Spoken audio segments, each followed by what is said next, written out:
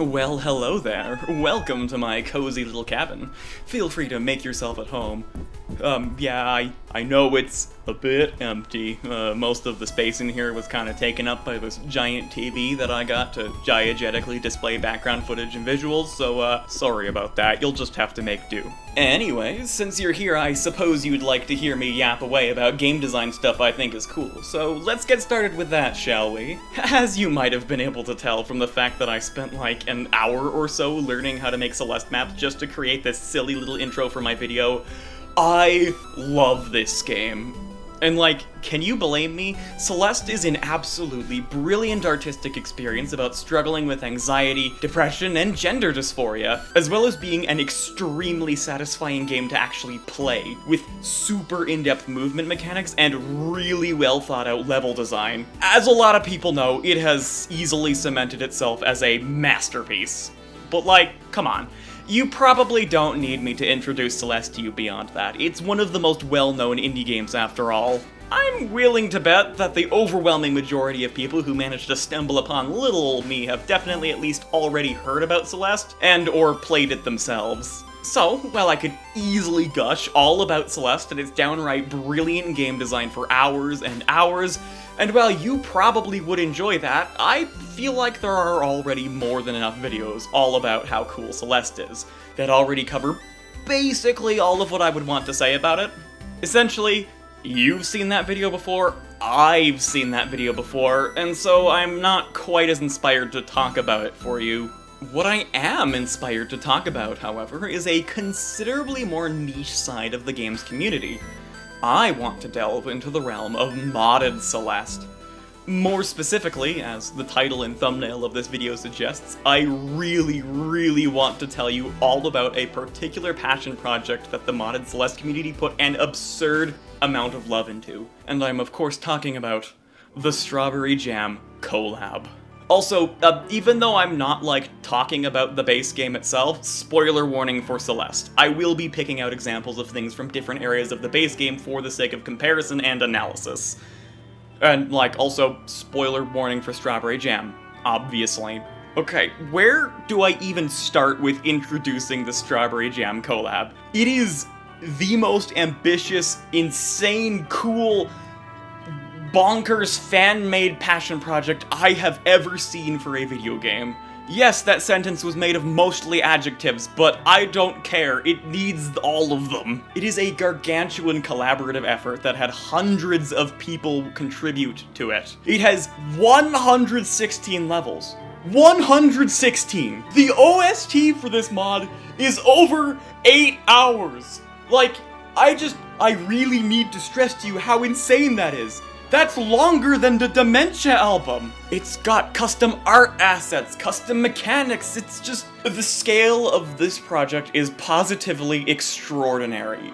Especially for a fan-made project that people volunteered to make completely for free. Now, okay, while it does have 116 levels, 111 of those levels are considerably shorter than the average level from the base game. The mappers were given limits on how many screens and strawberries they were allowed to put in so that none of the maps overstay their welcome. Though every level is at least a screen or two longer than the seasides from the base game. The Strawberry Jam Collab is truly something special. It's not the kind of thing that ends up existing very often for games. The Strawberry Jam Collab itself is only as well made and polished as it is because it came off of the back of other similar projects within the Celeste community that set the groundwork for it to even be possible to attempt to make something like Strawberry Jam. Most notably, I have to mention Strawberry Jam's predecessor mod, the Spring 2020 Collab, which is the other slightly smaller but still absolutely nuts mod that standardized the structure for collabs that Strawberry Jam also follows, as well as the way difficulty is generally categorized for modded Celeste levels as a whole. Like, okay, the Strawberry Jam Collab needed a whole other groundbreaking collaborative project to be made before it in order to exist. That is how absolutely mind-blowingly impressive and special the Strawberry Jam Collab is. There's nothing else quite like it that I personally know of, other than, like, you know, the Spring 2020 collab and a couple of the other ones, but none of them are quite this big. And it's very unlikely that something similar to it or larger than it will end up being made again. Unless, the upcoming Fusion collab ends up beating it. Like, okay, as I was writing this, the trailer for the Fusion collab came out, and that one might actually end up being at least a similar scale, if not bigger. Obviously, Strawberry Jam isn't the only Celeste mod that deserves attention. Within the modding community, it is quite literally the most popular, well-known mod. But after playing through it myself, I just had to make a video on it, which, ended up being split into a 5-part series to make things easier on myself. I'm sorry, I did it again. I told myself I wasn't gonna let this happen yet another time, after I ended up needing to make my ULTRAKILL video into 4 videos, which then got split up into 6, which then further ended up getting split into a 12-part series. But I promise you this one will stay at 5 parts. 1 video to cover each difficulty tier. I say as if that doesn't sound completely deranged, but come on, the amount of fascinating experiments of game design that you can only really ever find in fan-made modded content, like what the Strawberry Jam mod showcases, is just too alluring for me to not cover it in this much depth. Fan-made levels for games basically almost always end up becoming a Wild West of pure insanity. A Wild West of insanity that I have personally always been extremely enamored with. The way modded content can push the different aspects of a game's design to their absolute extremes allows you to gain a lot of new perspectives about the subject of game design as a whole, if you allow yourself to properly engage with them. Anybody familiar with like Kaizo Mario levels or Geometry Dash custom levels should understand what can happen when fans end up designing their own levels for a video game that they enjoy, especially difficult platformers. The language of design evolves. The way levels fundamentally read to a player can end up being so different from the experience they were derived from. And the thing about the Strawberry Jam collab is that it very much does dip into these realms of pure lunacy, but because of how much polish it has compared to your average piece of modded content for a game, it naturally has a lot of the rougher edges that are normally present sanded off. See, the thing about crazy custom content for games is that most of the time, the general difficulty gets pushed into realms that would cause your average, perfectly well-adjusted normal human being to feel like they are just about having a stroke the moment they bear witness to it. This kind of stuff can be really, really difficult to actually get into as a newcomer. It's almost like trying to read scientific research papers without already knowing the fundamentals needed to understand what they are saying. When scientists write papers, they typically write them specifically for other scientists, without taking any time to bother with introducing or explaining things for newcomers of the topic, since, well, that would be extremely inefficient and annoying to have to do. And when people make crazy hard levels for games they really like, they are similarly often relatively inaccessible for somebody who is coming fresh out of vanilla content. Skilled players like to make levels specifically to explore ideas that can challenge other players who are already at the level of skill and knowledge necessary to navigate these bizarre structures. Like, okay, look at this clip. If you don't already have a general idea of what's going on here, this would require a goddamn university lecture to fully explain what is happening and why. Normally, if you want to get into these kinds of high-level fan-made torture gauntlets, you need to actively seek out online resources or community members in order to be taught all of the weird movement tech that you need. As well as, like, get good recommendations of levels to start out with so you don't get overwhelmed by a challenge that is way too far beyond what you're currently ready for. But the Celeste Strawberry Jam collab is a bit different. It is a curated set of custom levels with an actual difficulty curve. One that starts comfortably within the realm of challenge that the base game reaches. On top of that, the mod contains a plethora of resources and tutorials to help you get up to speed on all of the crazy maneuvers you'll be expected to pull off. And because of this, it ends up being the perfect gateway into all of the rest of modded Celeste. It makes playing levels like this, at least, relatively speaking, accessible and approachable, with a lot of emphasis on the word relatively.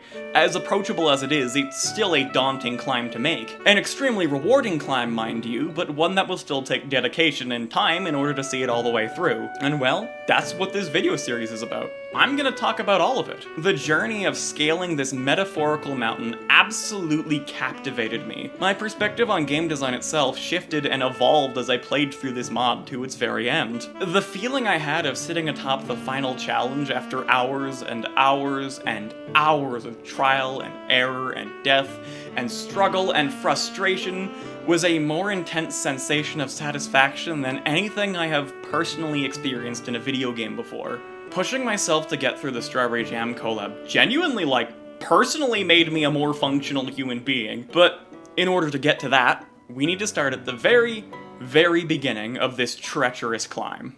Okay, so, before we start our long and arduous journey up the metaphorical mountain that is the Strawberry Jam Collab, we, of course, have to cover a few things. You know, pack snacks, discuss bear safety, typical hiking stuff. Which, in the context of this analogy, is kind of just me expositing the basics of how the mod is structured. Actually, wait.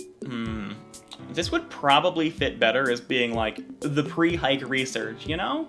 Yeah, let's go with that. I am definitely not taking the whole mountain climbing comparison I made way too far beyond where it reasonably starts to break down. No, I would never do that. As any responsible mountain climber knows, it is always a good idea to research the route you'll be taking during your hike. You of course want to know what you're getting yourself into after all. So, first things first, the Strawberry Jam Collab is structured a little bit differently from the experience of the base game. Instead of having all of the levels being selected from the menu, the game instead has a collection of 5 lobbies, which are fully explorable hub worlds that contain the actual level entrances, and has sorted all of its levels between them based on difficulty. First of all, there's the beginner lobby, which features absolutely no advanced movement techniques, beyond, I guess, dream jumps, and is around the same difficulty as the base game's main campaign, so everything up to Summit and the core, with maybe a few of the easier B-sides tucked in there. It should be comfortably accessible to basically anybody who has played the vanilla experience. Next up is the intermediate lobby, which extends into the difficulty of the optional post-game content of Celeste. The B-sides, C-sides, and farewell. Yes, that's right. The hardest level in the base game of Celeste is only considered to be an intermediate difficulty level. Though, if it makes you feel any better, it's at least kind of regarded to be the peak of what counts as intermediate level Celeste. And some people actually argue a couple rooms of it could count as lower end advanced, but most of the community around now agrees it is a high-end intermediate level. The advanced lobby begins to push the difficulty forward, introducing movement tech that the base game never teaches you, and using it a lot more frequently. But still, it overall remains relatively accessible and approachable for most people who played through every base game stage. It's just going to be a bit of a step outside of your comfort zone, starting to raise the complexity of button inputs and room layouts beyond anything that the original game ever dared to throw at you. After it comes the expert lobby, which is where things dip into full-on Kaizo Mario-style insanity. The difficulty is pushed to an extent that some players might start to consider unfair or straight up unfun. The standard concepts of what counts as good game design when it comes to difficulty completely break down here. You are started to be asked to consistently be able to take advantage of obscure mechanics and aspects of the game's programming that were intended to be unseen guardrails to make your inputs feel more consistent. Things like coyote frames, spike hitboxes, speed preservation, input buffering. At this point, Celeste has been morphed into a new form. It is twisted, sometimes almost beyond recognition. Getting to the expert lobby for the first time and seeing the kinds of things they expect you to do feels like staring into the vast expanse of space. A massive void of infinite possibilities, both as vibrant and exciting as it is cold, empty, and harsh.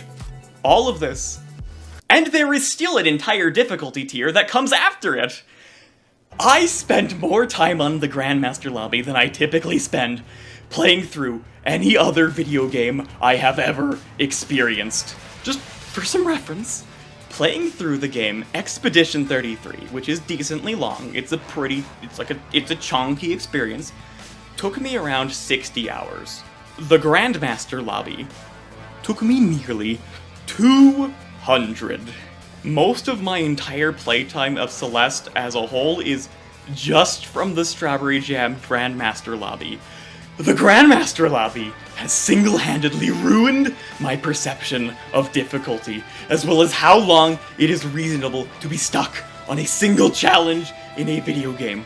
The Grandmaster Lobby is almost guaranteed to break you if you aren't prepared to tackle it with a healthy mindset. It is more difficult than you might have thought it was even possible for Celeste to be while still remaining within the realm of human capability. I would sometimes spend multiple days stuck on a singular room. Look at this! Look at this! Can you even see what is happening here? I can see it all. I have ascended, but it costed me. Okay, let's calm down a second, yeah? So, as you can see, things here get a bit intense. Even though this is without a doubt the best mod to start out playing, it still very much extends into the realm of full-on nightmare hellscape torture gauntlets that is a staple for fan-made content of platformer games. And this, folks, is why we research our routes before we climb, so we can get a good perspective on what we have to deal with and how far we're willing to push ourselves. But despite the fact that the hardest levels in this collection of maps are on the Celeste hard list, and only a fraction of a fraction of players will ever be able to push themselves to overcome them, I still firmly believe this mod is the perfect introduction to modded Celeste as a whole, the gateway into the rest of the insanity. See, while the latter end of the mod might look like this, remember, the beginner lobby is firmly within the territory of the base game. In fact, if you've already beaten the hardest challenges of the base game, the beginner lobby and most of the intermediate lobby will still be generally comfortable for you, which means the advanced lobby is still very much within reach. It'll be a bit of a step up, but regardless, it will be doable. And well, if you clear the advanced lobby, then suddenly the expert lobby becomes reasonable to attempt. And well, if you clear the expert lobby, then the Grandmaster lobby is right there. See, that's the key. That's the thing that makes this whole mod such an approachable experience. It has a difficulty curve. Sure, if you aren't familiar with high-level Celeste and I show you a clip like this, you're probably going to think, no, absolutely not. This is literally a meaningless mess of colors and shapes and sounds. What is even happening here? And that's probably because you haven't been properly built up to something like this. Work your way through the rest of the mod before this level and suddenly it might not appear so incomprehensible. Still, extremely tough, but not impossible. A reasonable challenge to expand upon the skills you'd already built up to that point. And the mod also does another cool thing to help create an actual difficulty curve. Each difficulty has 3 sub-difficulties. Look, it even has a cute little speedometer graphic to go along with it. Which means if you want to, you can choose to clear things in each lobby in ascending order of difficulty. This isn't just a collection of 116 different Celeste maps. It is a journey. Now, it doesn't guide you through this journey, it doesn't pull you along. You are going to have to work for it, but there is a path to follow for you. So, now that we've done the research, let's get to packing snacks and supplies. Yes, I am still sticking with this analogy, and you cannot stop me! We've got to make sure we have all of the tools we need to properly navigate the levels ahead of us, after all. One of the hardest parts of getting into modded Celeste in the first place, as I said, is learning the movement tech. As any of you who will have gotten far enough in the base game to have it teach you about wave dashes and wall bounces know, once you learn tech and become comfortable with it, the entire way that you interact with the game's world changes. It's like you've grown a new limb, or a prehensile tail, or a pair of wings. You start seeing ways you can use it everywhere until you kind of just unconsciously incorporate it into your movement as if it were as fundamental as jumping and dashing. And of course, the possibilities for interesting level design that can be explored by designing challenges with advanced movement techniques in mind are staggeringly vast, but that does mean that if you don't already have the necessary background reading done before you start certain levels, you genuinely will not be able to progress.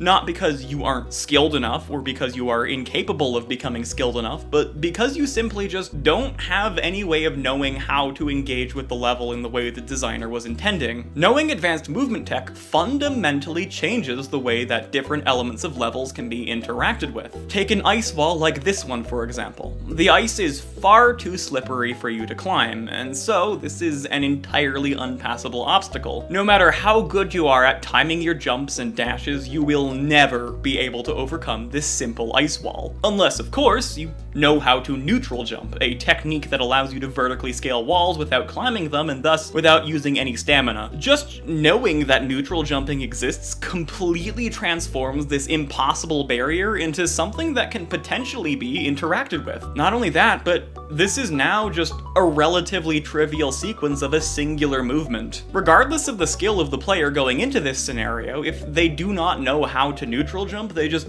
cannot play the level. The base game, in an attempt to not make an impossible to approach, incomprehensible mess, includes tutorials for the advanced movements it requires the players to perform. In Chapter 7 B-side and Chapter 8 C-side, you get a prompt for the button inputs needed for both wall bounces and hyper dashes respectively. And for Chapter 9, you get a full-on slideshow and multi-room tutorial complete with holographic Madeleines for a visual demonstration to make sure you know how to wave dash. And while some custom levels will include small tutorials similar to what's found in the base game, it would get a little bit annoying for both avid custom level players and map makers if literally every level had to sit you down and teach you all of the movement mechanics. So the way that big collab mods like Strawberry Jam solve this are with the gyms.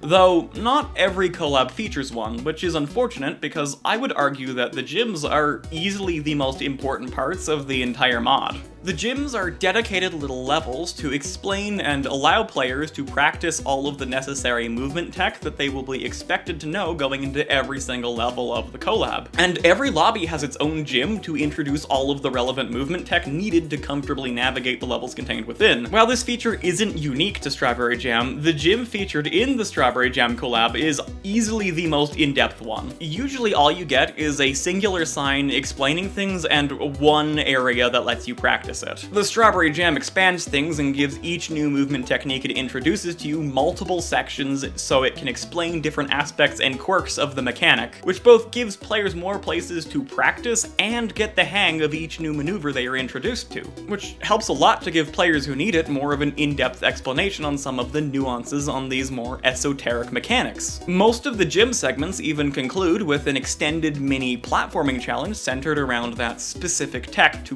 really make sure players are comfortable with the button inputs, which is an absurdly smart decision. Because most other gyms in other collab mods ignore the issue of the fact that just knowing how to perform an action doesn't mean players will necessarily be comfortable using it in the context of an actual platforming challenge, where players are often expected to kind of just perform these complicated movements as if it were as simple as breathing. So these extended platforming challenges help a lot for players to also build up some fluency with the new bits of tech they just learned. From now on, I'm gonna be taking a moment during the beginnings of each of these videos to talk about the tech introduced in each lobby's gym, mainly to make sure everybody not already familiar with the tech can at least understand what I am talking about when I mention things like reverse supers or Kasusted Foopers. Yes, that is a real tech name, by the way. It doesn't actually show up in Strawberry Jam, but I wanted to let you know it existed just so you can, appreciate how absurd some of these get. However, for the beginner lobby, the gym very much feels like a formality more than anything else, as the beginner lobby doesn't really use anything that could actually be considered movement tech beyond, I guess, dream jumps and dream grabs, but we'll go through it anyway. Dream jumps, which are also taught in the B-side of Old Sight back in Vanilla Celeste, are a way to get extra momentum and distance upon exiting a dream block, which you can do by inputting a jump right as you leave one. The game gives you some coyote frames so you can input a jump even though you were never on the ground. Dream grabs are an interaction where you can instantly grab onto the side of a dream block as you exit one by holding grab, as well as the opposite direction you were moving through the dream block. Now, this is extremely rarely used in level design, but it's still nice to know about, especially if you end up using it to just stop moving for a moment and take a breather. Beyond the dream jumps and dream grabs, the rest of the gym is really more so centered around explaining how a couple of common stage mechanics work in a little bit more detail. It is highly likely that most players will have already figured out the basic properties of clouds and theocrystals, but I suppose you could hypothetically get through the base game without knowing some of the exact ways both mechanics function. So, the cloud section covers how the jump boost you get from clouds is based on when you jump off of it during its little bounce animation. Jump right at the apex and you get max height, and immediately hop off of it to gain no height at all. One thing you can also do that the gym does not explain is do a small hop off of a cloud and then jump right as you land on it again again as the cloud rises upwards to still get the max height boost. The amount of time you spend on the cloud is irrelevant. It's actually all about when you jump off of the cloud relative to where it is in its bounce animation. And the Theo section covers the basics of how grabbing onto holdable objects will maintain your momentum, allowing you to get some extra distance by dashing into one and grabbing it, which is especially helpful mid-air. It also covers a couple of other basics and quirks, but like, I'm not really gonna list all of them off here. They're kinda just the basic ways that the mechanic functions. See, these last two gym sections about clouds and Theo crystals honestly feel a lot more like a different feature of the Strawberry Jam mod that, to my knowledge, isn't actually featured in any other collabs: the library. While the library serves a similar purpose to the gyms, being a resource to help players understand some of the mechanics of the game, unlike the gyms, the library is generally not necessary to go through. Instead of teaching you specific moves or maneuvers that you need to know, the library is entirely focused on the specifics of all of the fundamental mechanics and inner workings of the physics. Things like hitboxes, the properties of your dash, movement speed, momentum, water, ultra speed. It is, as the name says, a library of information about the game. It very transparently explains a lot of the engine's tiny little quirks, like how it allows you to buffer a jump input before you hit the ground and still jump, or how your dash technically extends just a little bit beyond where it actually looks like it does. As such, the library areas are structured more as demonstrative playgrounds, accompanied by noteboards that contain very in-depth explanations for the mechanics being covered, along with some symbols to indicate at what difficulty this knowledge would even be relevant to know about at. I love that this resource exists because, like, especially later on in the mod where understanding some of the more intricate details of the movement system starts to become important, it is really nice to help curious players have a greater understanding of how the game reacts to their inputs, which can help a lot to alleviate some of the frustration when you die in a weird way you weren't expecting. Every gym contains a teleport to the library, and within the library itself you can teleport to any of the gyms from any of the lobbies. It's just really convenient. Overall, I think the library is just a super underrated part of the Strawberry Jam mod. Okay. Now that we have gotten all of our supplies packed and we are waiting at the trailhead, we can finally have the bear safety talk! See? The analogy fits super well! It all paid off in the end! It was both a really stupid gag and a useful way to explain things! I'm not crazy! But for real, I think it would be a bit useful to talk about healthy mindsets when it comes to tackling this mod, and also just confronting challenging things as a whole, especially if you were thinking about attempting the higher difficulty lobbies yourself. If the Strawberry Jam Collab is your first experience with high-level fan-made content for a video game, the Grandmaster lobby and maybe even the Expert lobby are probably going to be the hardest things you will have encountered so far in a video game, period. The only way to, like, actually get through the toughest things that this collab will throw at you is to have a healthy mindset about challenge and failure, as well as your own mental limits as a person. First of all, it's okay to get stuck. It's okay to get frustrated and to need to take a break from the game for a while. It's perfectly okay to just be having a massive skill issue. Heck, it's perfectly okay if you decide that the higher level stuff just isn't fun for you. Don't beat yourself up about it. Don't worry about comparing yourself to other people who might have had an easier time with some levels. Don't be ashamed if your death counts or completion times are way higher than what other people have. Everybody's different, and everybody will be challenged by different things. You should be proud of your death counts. Wear it as a badge of honor instead of seeing it as a shameful representation of failure. Each and every single death is just a testament to your resolve as a person, your ability to rise to a challenge and really push yourself. Taking like 3 months to clear a Grandmaster level is, I would say, far more impressive than when the already established top players clear the same level in only a handful of hours. And don't devalue yourself if you decide to throw in the towel early either. Be proud of what you've managed to achieve, and be proud of yourself for recognizing and identifying your own limits. At the end of the day, this is a game, and a game is meant to be fun. Oh, remember to pace yourself too. If you're getting frustrated or overwhelmed, it might be a good time to take a break. Make sure you stay hydrated, maybe go for a walk or do some chores. In extreme cases, maybe just move on to another game for a while. Sometimes you just need to leave and come back at it later. I did that for the Grandmaster lobby. Trust me, it will feel way way better than just forcing yourself to keep playing when a level is really making you upset. Oh, on top of that, some of these levels can be very hard on your fingers. If you start feeling any pain at all, it is time to stop for the day. Absolutely no ifs, ands, or buts. As amazing as it is, this game is not worth getting physical injuries over. Another mindset to consider adopting in order to maximize your enjoyment from the mod is to keep an open mind about creative decisions when it comes to the design of a level. There are so many different artistic voices present in the 116 levels of this collab. With that many different creative opinions, it is almost guaranteed that you just aren't going to enjoy some of the levels. I didn't enjoy every single one of the levels myself, but I still want to recognize just how cool it is that there are so many different interpretations of game design, so many different goals that every mapper had in mind, so many different aspects of the game that different people were inspired by, which is also part of what I wanted to do with these videos. With how many levels there are, I genuinely cannot talk about every single one with the same level of depth. I am naturally going to have more to say about some levels compared to others, especially when it comes to the earlier lobbies, because like, early on in my first playthroughs, some of these only took me like 5 minutes compared to the Grandmaster lobby, where I'd regularly spend multiple hours to days on a single level. But despite that, I wanted to at least still bring up some things I think make each and every level special in some way. I want to shine some light on some of the ingenuity and passion that went into each and every level of the collab. Because of that, I do intend to be very positive about things overall. This isn't like a proper critique whatsoever. My goal with this series is to try to talk about the strengths of each level in the collab while also covering some juicy game design concepts. Things like experimenting with mechanics, difficulty, jankiness, what even counts as good game design, what even counts as a game.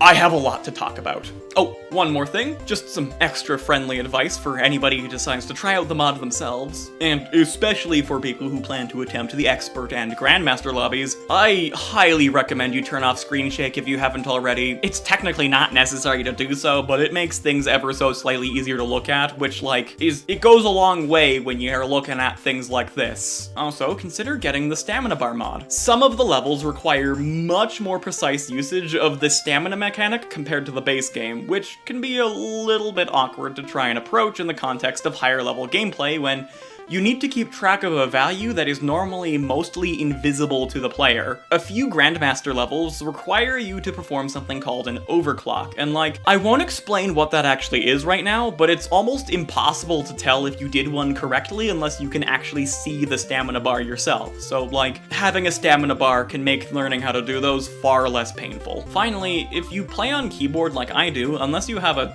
super mega high-end keyboard, it is decently likely that you might have experiencing some form of keyboard ghosting, which is where your keyboard just can't process certain combinations of key presses all at once, which can result in scenarios where your inputs just don't register. This can happen a lot, especially once throwable objects like jellyfish get involved, and it can straight up make some of the higher level stuff basically impossible. So it's generally a good idea to test out your keybinds and potentially try to remap everything so that you can at least always dash in any direction while holding down both grab and jump. Don't worry about needing to get used to the controls again, that you've got the entire beginner lobby for that. Just make sure you do it before you're most of the way into the Grandmaster lobby like I did. Anyway, with all of that out of the way, we can finally embark on the start of the very long journey we have ahead of us. We're at the trailhead. It's time to start our climb. Welcome to the beginner lobby.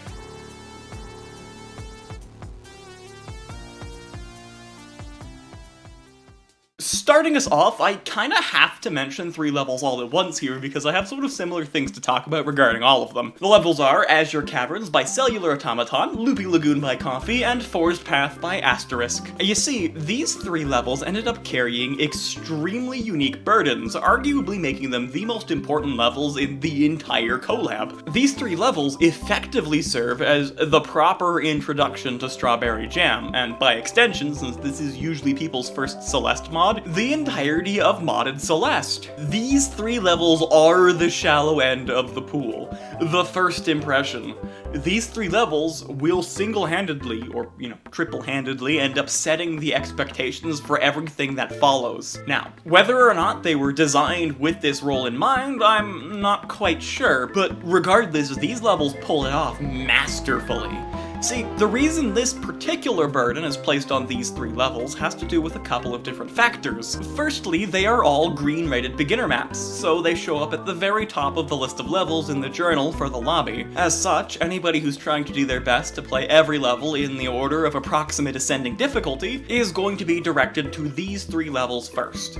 Though, as you can probably see, there are 2 other green-rated beginner levels, both of which are kinda weird though, and have their own gimmicks and ideas that wouldn't quite make them particularly good representations of the level design structure of the rest of the mod, so it wouldn't quite be fantastic to play those 2 as a first impression. But the thing is, even if you ignore the progression notebook and just wander around to explore, throwing any sense of caution and organization to the wind and simply play levels as you find their entrances, you are still basically guaranteed to find one of these 3 levels first. This is because they are all the closest levels to the spawn location of the beginner lobby, so yeah, you're gonna find them first. You see, a lot of care is put into placing the levels in the beginner lobby relative to where the player starts, and our trio of green beginners cover every possible direction that the player could try to explore in that has levels. Going left just leads you to a calm beach, which is kinda just there for nice visuals. It's cool, it's cute. But that means that there is really only one way to explore, which is actually a unique characteristic of the beginner lobby. It's the only one where you can only find levels in one direction relative to where you start from, which also funnels you in such a way that you will always find the gym for the beginner lobby before you come across a single level. And then of course, once things split off, you can find the 3 aforementioned levels. Going upwards from here leads you to Loopy Lagoon, and then going down leads you to Forest Path and Azure Caverns. If you miss Forest Path, you are probably going to find Azure Caverns.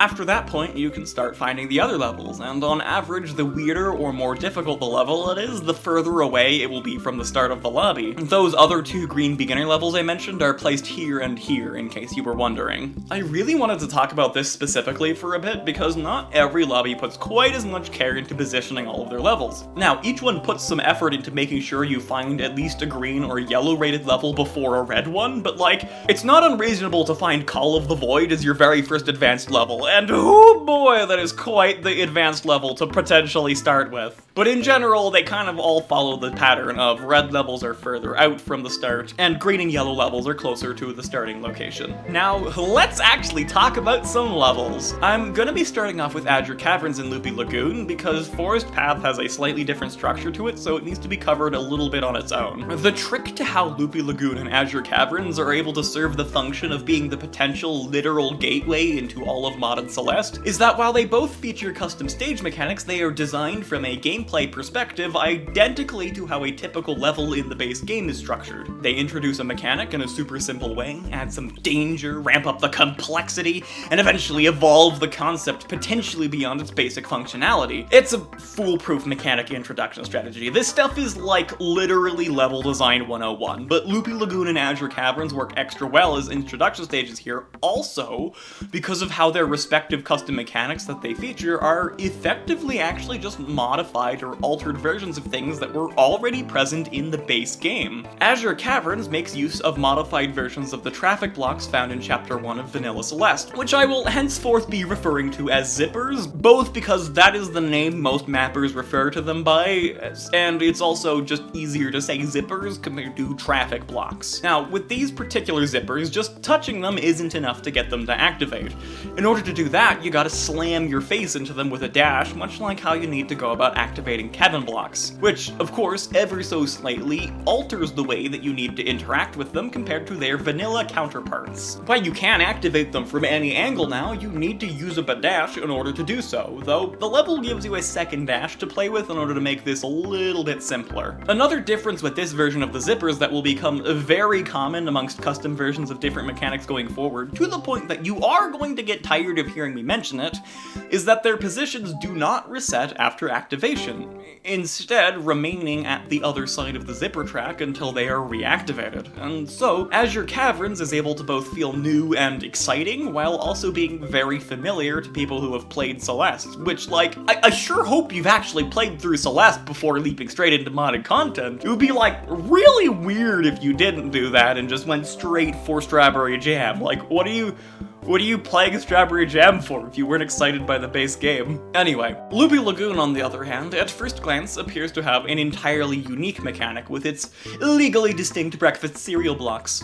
However, these are effectively just clouds that you can also grab onto the sides of. They're cloud blocks. The only completely unique feature that they have is that you can smash into the side of one with a dash and it'll launch you away, similar to like a spring or a bumper or a pufferfish. So while it is a little bit more different and looks a lot more unique, it's still, like, you still understand how it works. Like, once you realize how it works, you're gonna understand how it works. And, of course, both of these mechanics in their levels are introduced and explored in extremely effective ways. Loopy Lagoon starts off very nicely. It kinda just, you know, fills the starting room with the legally distinct breakfast cereal blocks. There's no danger, and a few of them are on your path to increase the odds that people who didn't immediately become enamored by the cool shiny new things might actually end up stepping on one, and thus learning how the mechanic works in a completely risk-free and natural way. And then of course, as it progresses, the level slowly ramps up the complexity.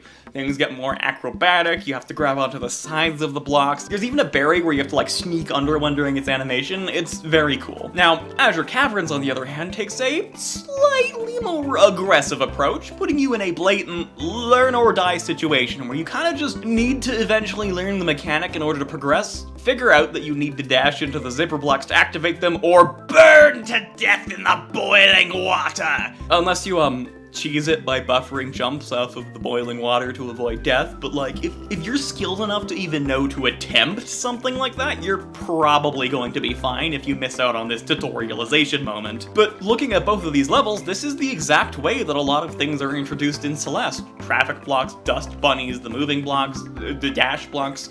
This structure makes learning new things pretty easy for the player, and also, since it's comparable to the base game, it makes things a little bit familiar for you. Now let's move on to Forced Path. Forced Path is still based around a completely custom mechanic, but this time the custom mechanic is a lot more weird and bizarre compared to the signature stage gimmicks of Azure Caverns and Loopy Lagoon. Forced Path stars a modded entity called the Dream Refill, a kind of dash crystal that alters the next dash you perform so that it treats any block as if it were one of the dream blocks from Chapter 2 of the base game. Yeah, it's a little confusing having to start trying to dash through walls and ceilings, but Forced Path makes up for this in a clever way. Unlike the other two levels that show off their fancy new bells and whistles immediately, Forced Path actually takes a few screens before the Dream Refill is even seen. It starts you off with some completely vanilla platforming based around normal and double dash crystals. It even has a strawberry here for people who really know what they're doing before the new mechanic is introduced. And then it blocks your path with what would otherwise be a dead end until you just so happen to learn the mechanic by accidentally dashing into a wall and having your brain do a kickflip as it takes a second to register what just happened.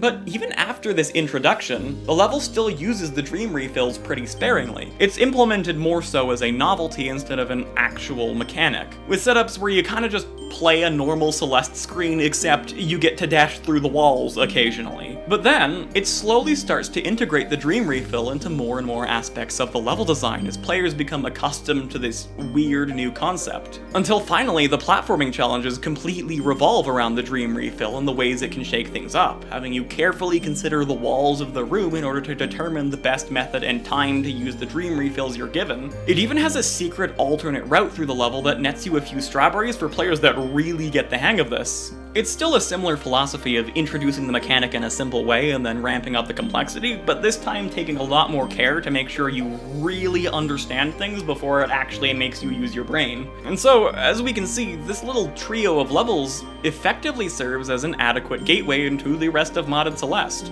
All three of these levels are kind of representative of the basic blueprint that most maps will follow. Sure, there will be deviations, but especially within collab mods like Strawberry Jam, this is how things are usually fundamentally structured. One of the coolest parts about looking at the different modded levels as we go through the collab is getting to see the different ways that the mappers decide to expand upon or latch onto different aspects of the base game's design. The best way I've ever seen this get described is the way Patricia Taxon explains it in her video about the Spring 2020 collab. She specifically uses the term gameplay fanfiction, and uses it to draw parallels between the way fanfiction authors often have interesting and unique interpretations of characters and relationships within within a story, and the way Celeste mappers like to interpret the ways different mechanics or ideas can be used and twisted, or even different aspects of level design that they want to focus on. And we of course get to see the same thing on display here in the Strawberry Jam mod. We get to see all sorts of different creative voices and ideas. There are so many different ways that the already brilliant formula of Celeste can be expanded upon and changed and explored. Like, that's what I really want to focus on here. Now, before I get started looking at any more maps, I want to take a moment to establish what I consider to be the core pillars of skill expression that Celeste's game design revolves around, which I will define as execution and routing. Execution is the mechanical skill required to clear a room, the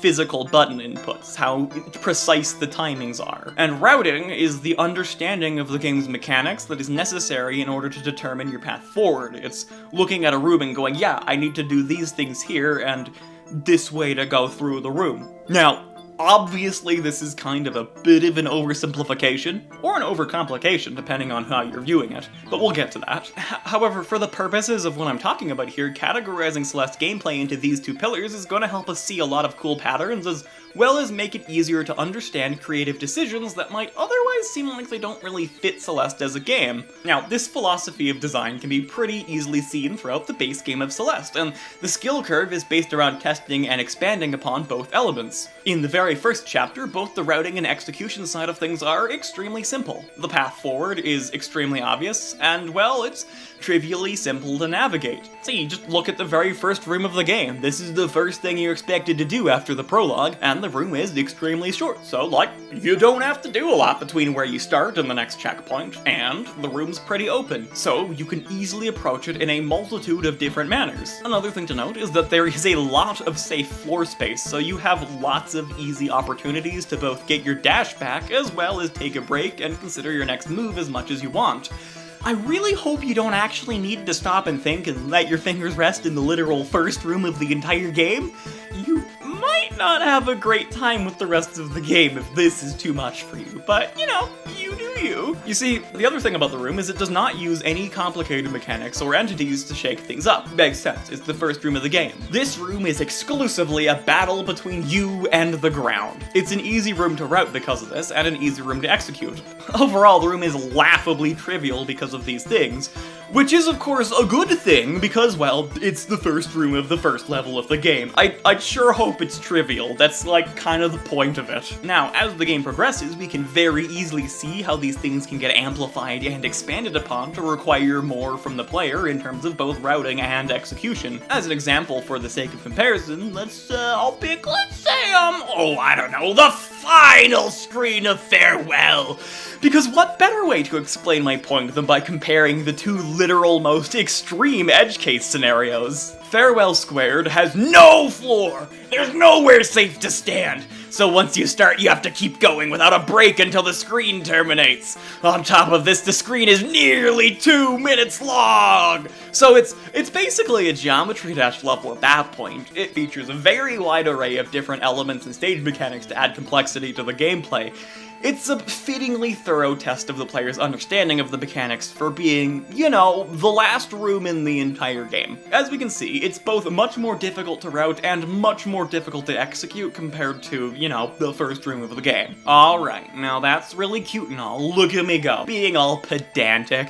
What was the point of me doing that? Like, you know, it sounds neat and cool and intuitive when I say it, but was it really necessary to specifically take the time to define two concepts of skill expression to analyze how levels create their difficulty?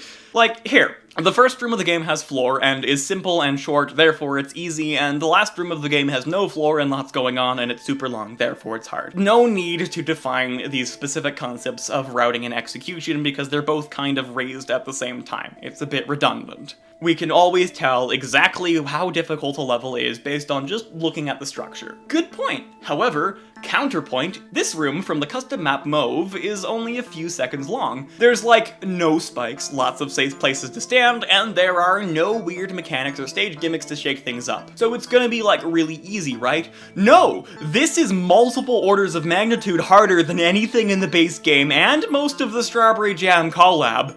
I admittedly picked the footage I showed you of this room in a way that is kind of misleading. The room's actually supposed to look like this, in case you were curious. But as we can see, the physical structure of a level can deviate a lot from what we are used to in the base game, which I would argue is partly dependent on what aspects of the game design that are being emphasized and focused on. What extent of the level is focused on routing, and what extent is focused on execution, as this can end up changing things quite drastically.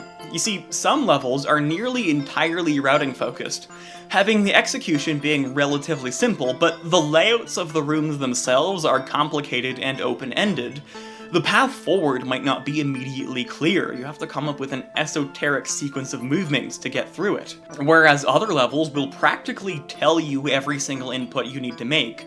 Having strict corridors of spikes like this one makes things more precise, sure, but yeah, it's not too hard to tell where you're meant to go here. There is literally only one way to go. The idea here is exclusively asking the player whether or not they can actually pull this off, whether or not their fingers are capable enough. Are you built different, kid? Is that what the cool kids say? Like, oh, built different. Whatever, I'm stupid. Don't listen to me. Anyway, while defining these ideas of routing and execution is largely unnecessary for the base game, since the levels in the base game generally expand upon and test both pillars at the same rate, when talking about a mod comprised of 116 custom-made levels, this distinction becomes a lot more important to analyze because different level creators will like to focus on different aspects more or less relative to one another. They're not always going to be raising up both at the same rate, and so there's actually a reason to distinguish them. And well, I'm going to be talking about these two concepts an awful lot over the course of this series. That's kind of why I spent all this time talking about it, because this is going to come up quite frequently. Okay, now that we have that out of the way, let's take a look at a few more Strawberry Jam levels with these ideas in mind. Wow, the thing the video was supposed to be about, who would have thought? And what better level to start with but the B level? You like jazz?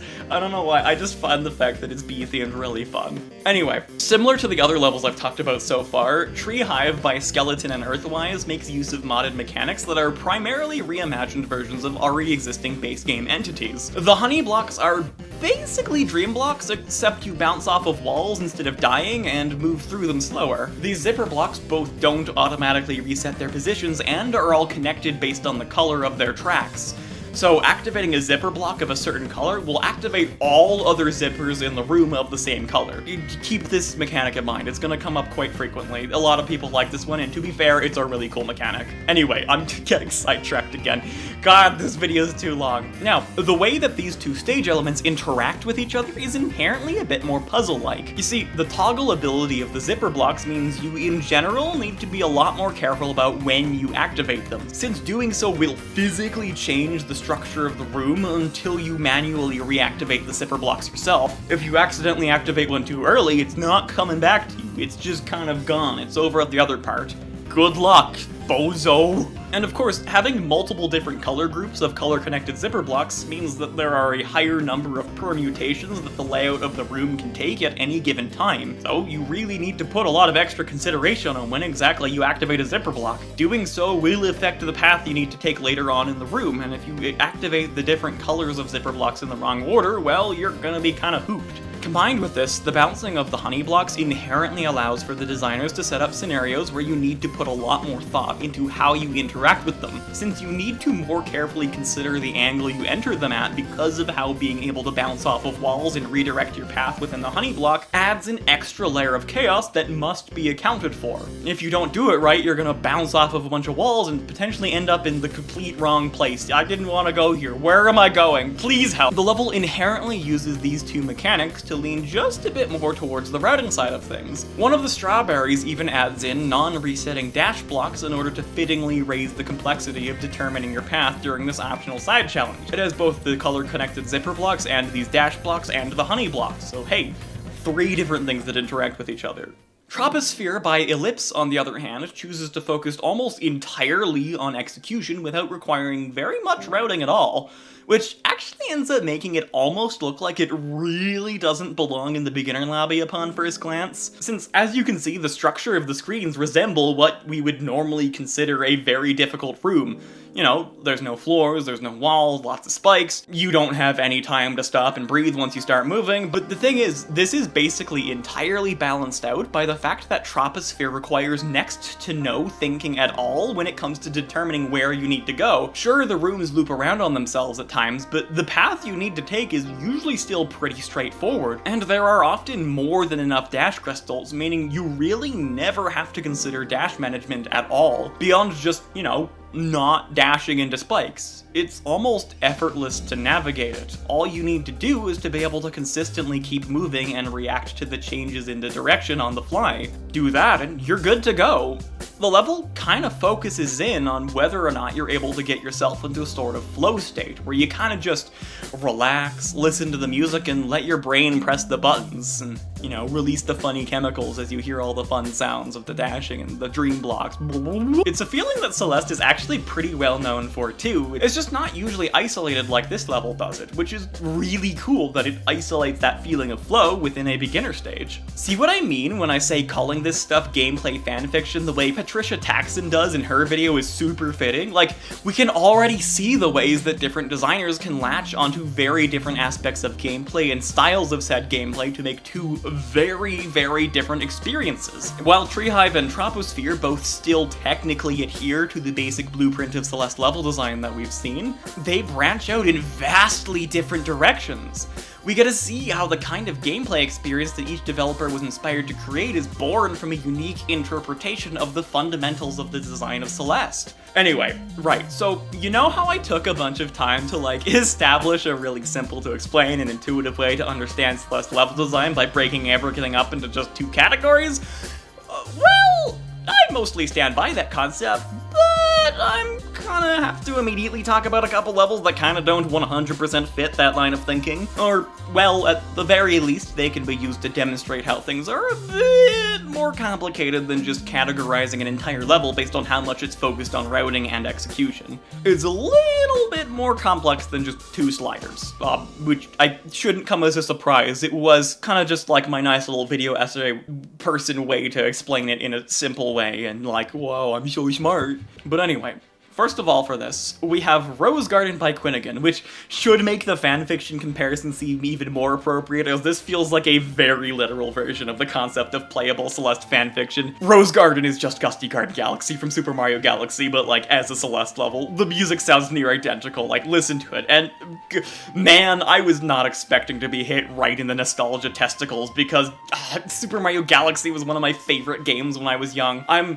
gotta stop gushing about it, but like, I don't know, I just really appreciate it. It's cool. The central mechanic of Rose Garden is literally just a modified version of Jellyfish so that they act functionally identical to the iconic dandelions from Mario Galaxy's Gusty Garden Galaxy. Except, like, I kinda think they work better here, to be honest. Mainly because the 2D perspective makes maneuvering with them a lot more intuitive. And they're also, like, actually used as a part of the level design instead of just being a cute gimmick to help you get from planetoid to planetoid. Also, the way it structures its screens and the way it designs things around the mechanic here really shows how my initial description of Celeste level design exclusively being broken up into the categories of routing and execution is in fact a little bit flimsy. It's not entirely wrong, mind you, but it's flimsy, it's incomplete, so we're gonna increase the complexity here. Because Rose Garden kinda does both. On one hand, the roses, of course, add an extra layer to the routing side of things. Each rose has 3 uses of its upwards boost before it wilts away completely, so you must put some consideration into when it's a good time to use each boost, or when it's better to instead try to find some other method to gain height in order to save a boost for later. Cool, so this is a routing level, right? Well, no. Because outside of the rose mechanic, you barely have to do any routing at all. The path you have to take to move forwards, much like Troposphere, is extremely clear. And any instances where you must throw the rose away to later re-grab it are incredibly obviously telegraphed to you. In fact, if you're paying attention, you can even see how many rose boosts the level expects you to have done by the time you toss the flower. What the level's done here is it's removed the routing aspects of everything except for the rose flowers, centering every aspect of the level that you have to actively think about onto just one element, which is why my routing versus execution description is like way too oversimplified, since as as we can see here, whether or not different elements of Celeste design are focused on routing or just pure execution can actually be applied to specific mechanics or concepts within a level. In this case, it's the rose boosts. And this is the kind of thing that I think allows a level like Rose Garden to remain in the beginner lobby. This could have easily been an intermediate or advanced level, even without adding in any movement tech. By putting less focus on the singular interaction of using rose boosts, raising the complexity by adding in more things to consider on top of it, like less linear rooms, or making it less obvious when you need to throw the flowers away, or making it so you need to consider your own dashes a lot more on top of the roses movement, you could have made this a lot more difficult, but instead, the designer focused specifically on the roses and the rose boosts. Moving on from that, speaking of levels with Mario inspiration, this is Switch to Vista by Flagpole 1UP. Okay, yeah, I know Switch to Vista is actually Mega Man inspired, but come on, its gameplay mechanics are totally Mario. Like, these are straight up just Mario 3D World clear pipes, and these are just the on-off blocks from Mario Maker. Wait, do you think Tree High was also inspired to have its B aesthetic because of Mario Galaxy? Like, even if it was meant to be a direct reference, do you think people were just subconsciously thinking about Honey Hive Galaxy? Like, oh god, I could totally see that, you know? Anyway, I'm getting sidetracked. Don't mind me. The clear pipes actually act like a sort of weird version of Dream Blocks. You have to dash into them unless you're above one, where you can kind of just crouch, and then they spit you out at a 100% consistent placement relative to the pipe exit, regardless of how you entered them, unlike Dream Blocks. But they still act like Dream Blocks. You can Dream Grab, Dream Jump, both of which the level makes use of, by the way. Heck, as we'll see over in the Expert Lobby, you can even Dream Hyper and Dream Super out of them. Don't worry about what that means if you don't already know about what Dream Hypers and Dream Supers are. They aren't relevant until we get to the Expert Lobby, but like, I just wanted to mention them, you know? And then of course the swap switches are like cassette blocks that swap based on the special switch blocks instead of being on a beat. The special switch blocks are activated by slamming into them with a dash, which obviously allows for a lot of interesting scenarios. See, the thing I like about Switch to Vista, apart from its amazing visuals and really cool soundtrack, is how it's actually surprisingly broad in how it approaches Celeste gameplay. At times, it's almost entirely focused on execution, complete with signs to telegraph exactly when you are meant to do a dream jump or a dream grab when exiting a pipe, which I guess makes them pipe jumps and pipe grabs, but whatever. Same potato, tomato. But, you know, at the same time, Switch to Vista can also be a lot more routing heavy with its switch blocks, even sometimes genuinely requiring some light stamina management, which is like surprisingly rare in modded Celeste levels, weirdly enough. Look, this level's like a pick the pipe kind of thing, except it's a bit better because it doesn't insta-kill you when you pick the wrong pipe because you can just go back through the right one. Like, it's kind of another example to further complicate my whole routing execution dichotomy, because with this level we can really easily see how you can shake things up with the two pillars of difficulty, even on a room-to-room basis. Of course, not every level decides that its experimentation with the design of Celeste will be focused purely on gameplay. Some designers are instead far more interested with building up an atmosphere or a greater tone. These mappers latched onto the less action-oriented moments of Celeste, and were instead more inspired by the way that Celeste likes to use its gameplay elements in order to help build up and invoke a specific emotion. Like, remember the mysterious, eerie feel of the Mirror Temple as you search the dark corridors for Theo? Or the way Golden Ridge physically feels cold and unwelcoming, the wind mechanic being used to make it so you physically feel like you are out of your depth, losing control, being overwhelmed. The main two levels from Strawberry Jam that I want to use to talk about this concept are Midnight Spire by Joltik and Collapsing Skyline by Hyperlife and Quinnigan. In Midnight Spire, the gameplay mechanics it makes use of are entirely vanilla. There are no modded shenanigans to be found here. Instead, the author is overall creating and building up a mysterious, almost dreamlike atmosphere. While, to my knowledge, there isn't any overall story or greater context to what is happening here, the focus is very much on the feeling of scaling this unknowable monument. The combination of green bubbles, blocks that crack and break when you dash into them, and clouds are all fundamentally very movement-heavy stage gimmicks. Interacting with them requires or forces some kind of extreme repositioning of the player, or makes it so you have to actively fight the momentum that will be gained.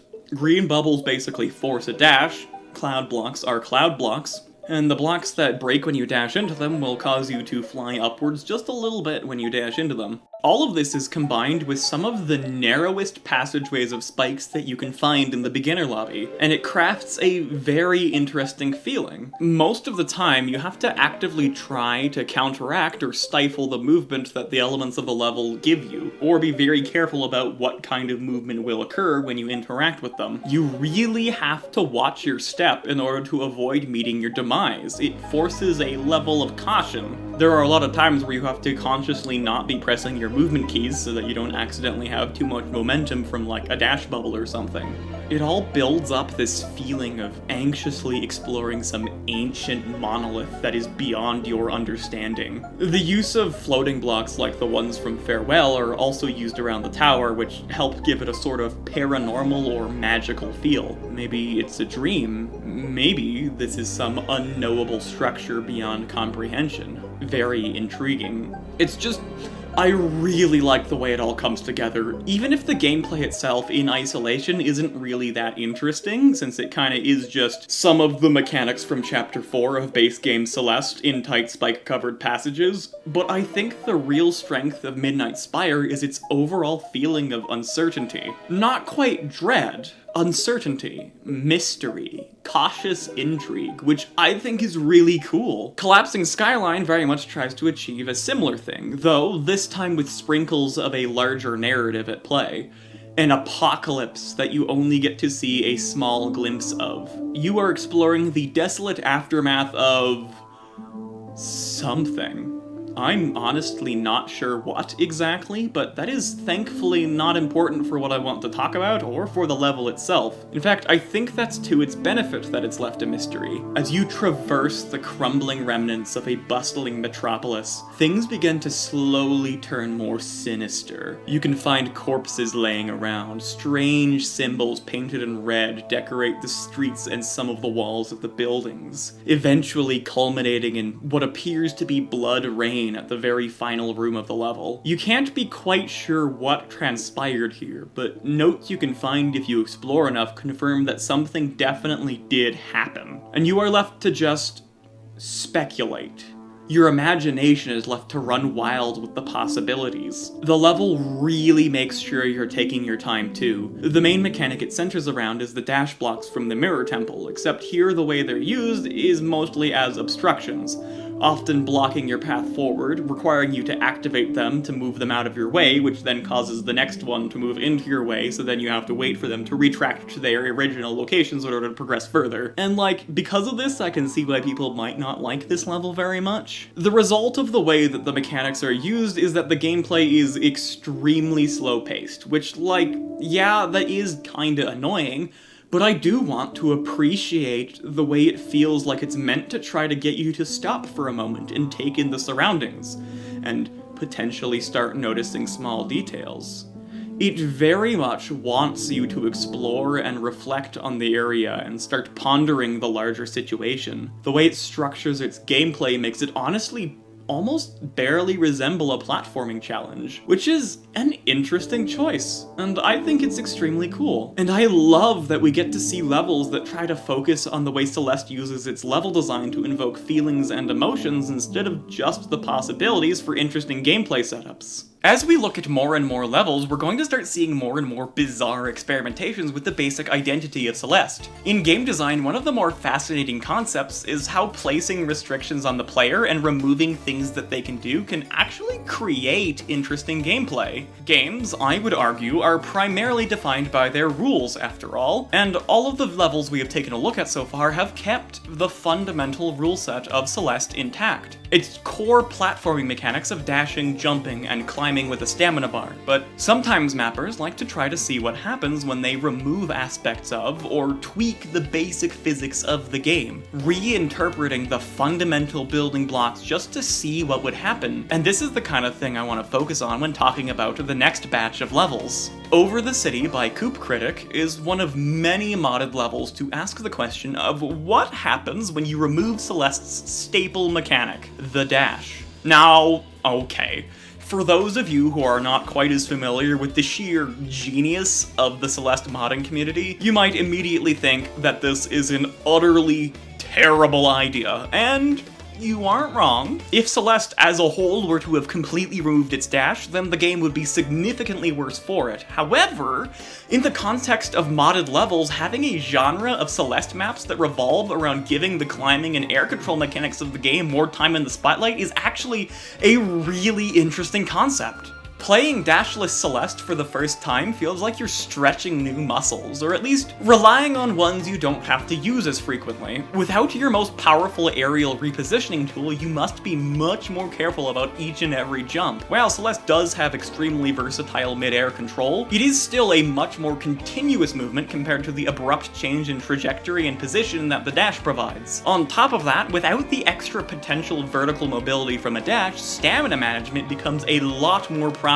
of a mechanic, because one of the only ways to gain height all on your own is now, of course, climbing. And Over the City does an extremely good job of highlighting these strengths without also needing to dip into the still vast collection of high-level dashless tech. It is without a doubt the most stamina-centered level in the entire beginner lobby. Nearly all of the mechanical difficulty, both routing and execution-wise, is focused almost entirely on very carefully managing your stamina. You have to actually start thinking about how you optimize your stamina consumption by making use of climb jumps and wall jumps, and spending as little time as possible just sitting there clinging onto the wall, not moving. Instead of just being a timer so that you can't hang onto a wall forever, Over the City really focuses in on how stamina can be used as a test of resource management. Though, admittedly, I enjoy this a lot more now that I use the stamina bar mod, which actually lets you see exactly how much stamina you have left, and more importantly, how much stamina is being consumed by each individual action. Because Celeste's stamina mechanic is mostly invisible to the player beyond communicating when they're about to run out, it can be one of the more frustrating mechanics to have to work with as a player, especially if the level design requires you to be particularly optimal about how you use it. Well, just kinda approximately intuiting exactly how much stamina you have at any given time works perfectly fine for basically everything in the original game. I do still highly recommend the Stamina Bar mod when playing through a few of the levels in the Strawberry Jam Collab, since it alleviates the issue of not knowing why you died or what you could have done better basically entirely, at least when it comes to stamina consumption-based challenges. Very fittingly, Over the City also serves as an introduction to the staple dashless custom mechanic, the double jump refill, which of course gives you a double jump, indicated to you by dots above your head that correspond to how many you have stored up. Yes, you can build them up to an absurd quantity and basically fly, and yes, it is really fun to do so. Double jumps can feel a bit janky, but they work really well to add some extra mid-air shenanigans back into the game despite the absence of the dash. And it pairs extremely well with the higher focus on stamina management. In this level, managing your double jumps acts as a sort of inversion to standard dash management. Contrary to how you get your dashes back, double jumps will actually immediately be depleted if you touch the ground, mainly to make it harder to just stand there and build up enough of them to fly without at least having to put some effort into things.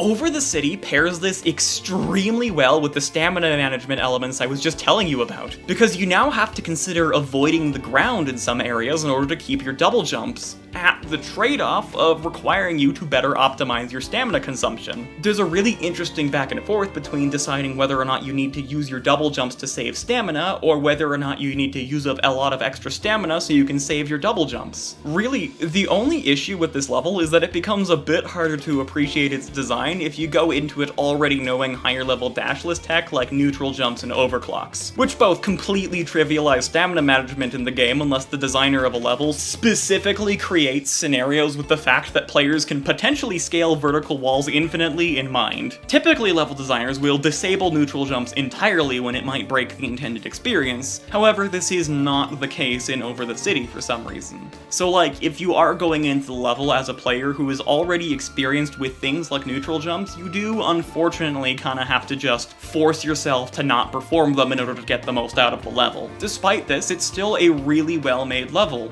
Potential for Anything by Benjamin and Frozen Flygon takes this concept of messing with the fundamental mechanics of Celeste in a slightly different direction. I didn't mean for that to be a sort of pun, but I guess it worked out. We're gonna pretend, in fact, we're gonna pretend it was an intentional pun, because I'm so smart and clever. The level here straight up turns the direction of the pull of gravity into an element of the stage that you can interact with and, of course, change. This is mainly implemented in it because, well, the whole level is a VVV reference. Now, I haven't personally played VVV myself, but apparently lots of rooms in this level are meant to be directly similar to sections of VVV, and the name of the level is also just the name of a song from VVV, which is really cute. I do know it doesn't exactly end up playing like VVV, as you cannot manually swap gravity yourself, and you still have a jump and a dash, except for the one section of the level where you in fact do not get your dash. The gravity flipping is instead determined by these little special shiny zones that can either always flip gravity or only change your gravity to a specific direction, which is indicated to you by arrows. And like,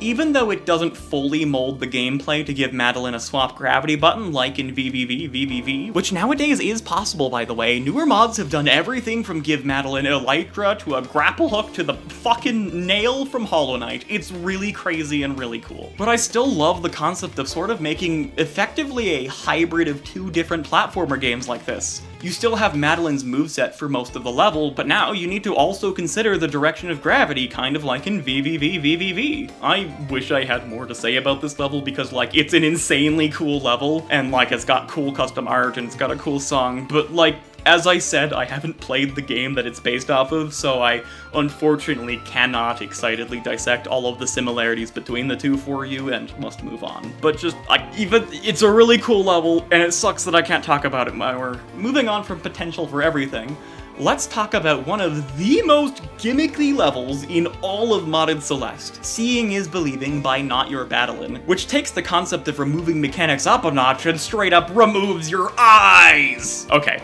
That wording is admittedly a bit extreme. It obviously doesn't actually take your eyes. That would be a horrifying but impressive thing for a Celeste level to somehow accomplish. But the gimmick of the level is that it's designed around you being blindfolded and having a second person with you to give you instructions on how to navigate the level. Assuming you can find a friend to either get into a Discord call with, or if you can drag a family member or a romantic partner into spending like 10 minutes doing this with you, this level has an extremely interesting dynamic where it isolates the two core aspects of Celeste's design that I have been talking about amongst two different people. For the person who actually gets to see the screen, they exclusively have to worry about the routing aspect. Their job is to analyze the level and try to determine a way to navigate the obstacles, and then translate that into instructions for the blindfolded player. The blindfolded person, on the other hand, is exclusively focused on the execution half of the game. They have to interpret the instructions they are given and translate that into the necessary timings for button inputs. You see,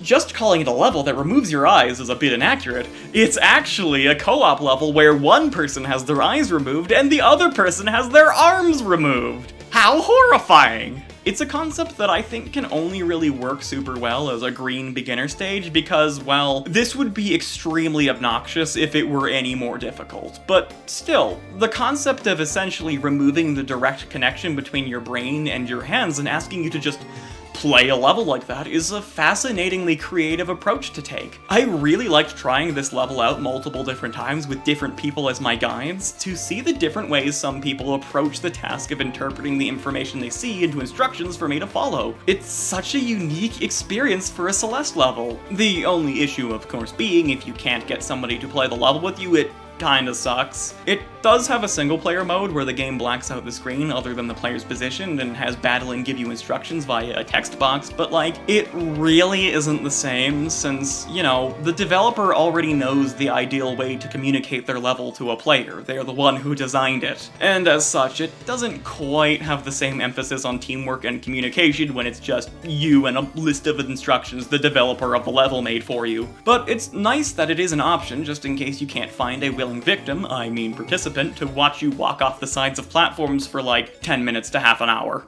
Okay, the next two levels I'm going to be talking about, Drop Soul by Owen Sherrill and A Gift from the Stars by Hanky Mueller, are easily some of the most polarizing and controversial in the entire mod. The experimentation with the basic formula is so broad that it actually slightly shifts the genre of the game from precision platformer over to a puzzle platformer. And as infinitely cool as this is as a concept, Not everybody wants to play puzzle games, especially when they were expecting to be playing a precision platformer, which is absolutely fair. And so, people seem to either love these two levels or absolutely despise them. Now, me personally, I absolutely love puzzle games, so I ended up genuinely adoring these two levels, and I really appreciate the bold creative decisions that went into them. Here, I'm just gonna start out by explaining how each level functions and designs its puzzles, and then I'll talk more specifically about design philosophies and why the genre shift ends up making things a bit weird compared to all of the other levels in the mod, despite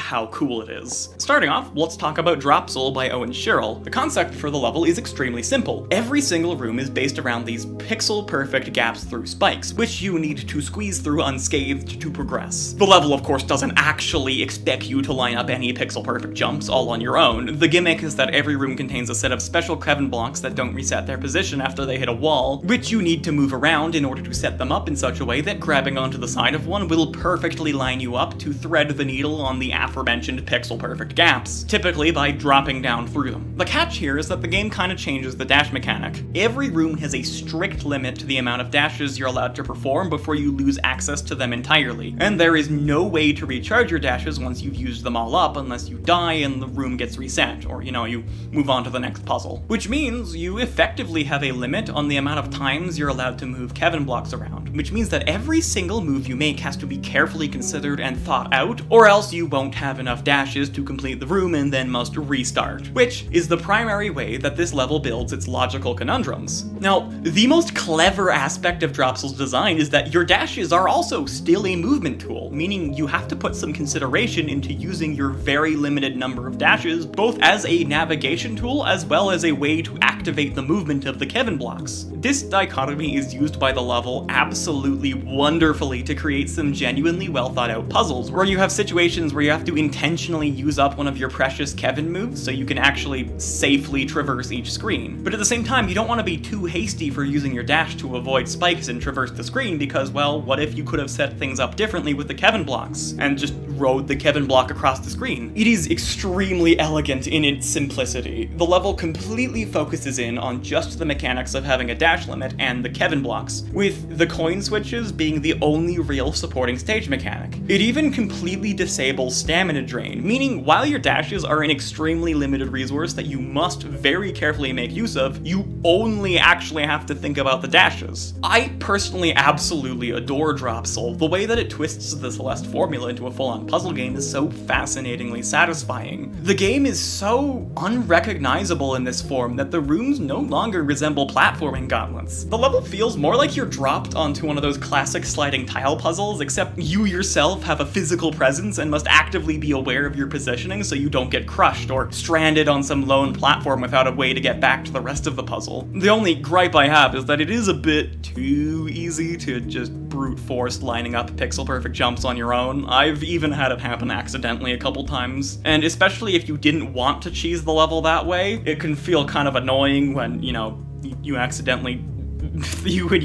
thread the needle and then can't go back to the previous screen, and it's just like, well, dang it, I wanted to solve that puzzle, but no.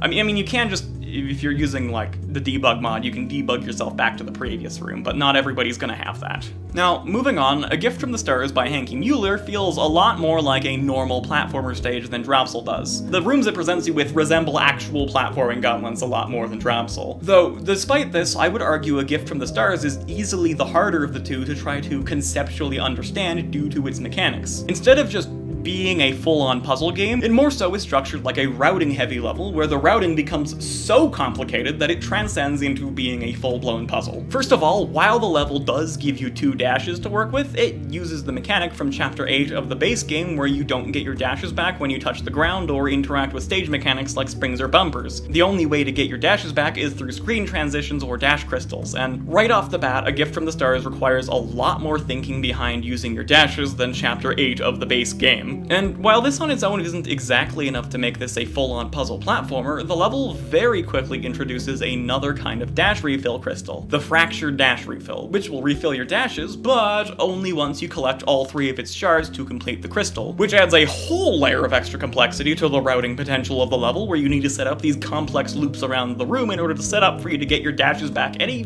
very specific point in time for it to be beneficial. And if all that wasn't enough, we haven't even gotten to the core new mechanic that most of the level is actually designed around. These are just supporting gimmicks, believe it or not. The first few screens are all just a warm-up before the game really starts throwing weird stuff at you. The main attraction of this level is yet another form of a dash refill, the Time Stop Crystal, which on top of refilling your dashes, completely freezes time, which lasts infinitely until you yourself run out of dashes. And because you have 2 dashes to work with, you can keep time completely frozen for quite a while as long as you're able to come up with a route where you collect dash refills before you need to use up both dashes, or get your dashes back right as you use up your last dash. Just the concept of freezing time also generates some very interesting interactions with the rest of the game. While time is frozen, crumble blocks don't disappear, dash refill crystals won't regenerate, and of course, nothing in the level except for you can move. Since you can manually control when time begins to flow, simply by using up your available dashes, you can do cool things like activating move blocks or coin switches, and then moving over to the specific spot you need to be at to benefit from said things activating, and then restart the flow of time. In fact, basically every room in the level after the time stop gimmick is introduced reduces a setup with 2 key switch blocks, like this one, that form a sort of special gate that you can only pass through if you activate them while time is frozen, and then restart time while standing in between both of the blocks, closing the path behind you, but opening up the way forward. This, of course, much like Dropsel, leads to a lot of really interesting scenarios. In contrast to Dropsel, which constructs itself around creating puzzles using a set of very simple mechanics with an extremely harsh restriction on how you can use them, A Gift from the Stars builds its puzzles around the conceptual difficulty of comprehending how to chain its complicated sets of mechanics together. What I find really cool is that the concept of turning Celeste into a full-blown puzzle game isn't at all a nonsensical direction to take the game in. As I have already discussed multiple times over, one of the core pillars of the design of Celeste is using your brain to analyze how you need to approach different scenarios. And these puzzle levels, while they are massive deviations from the basic formula, are still fundamentally just conceptual evolutions on the routing aspects of Celeste's game design.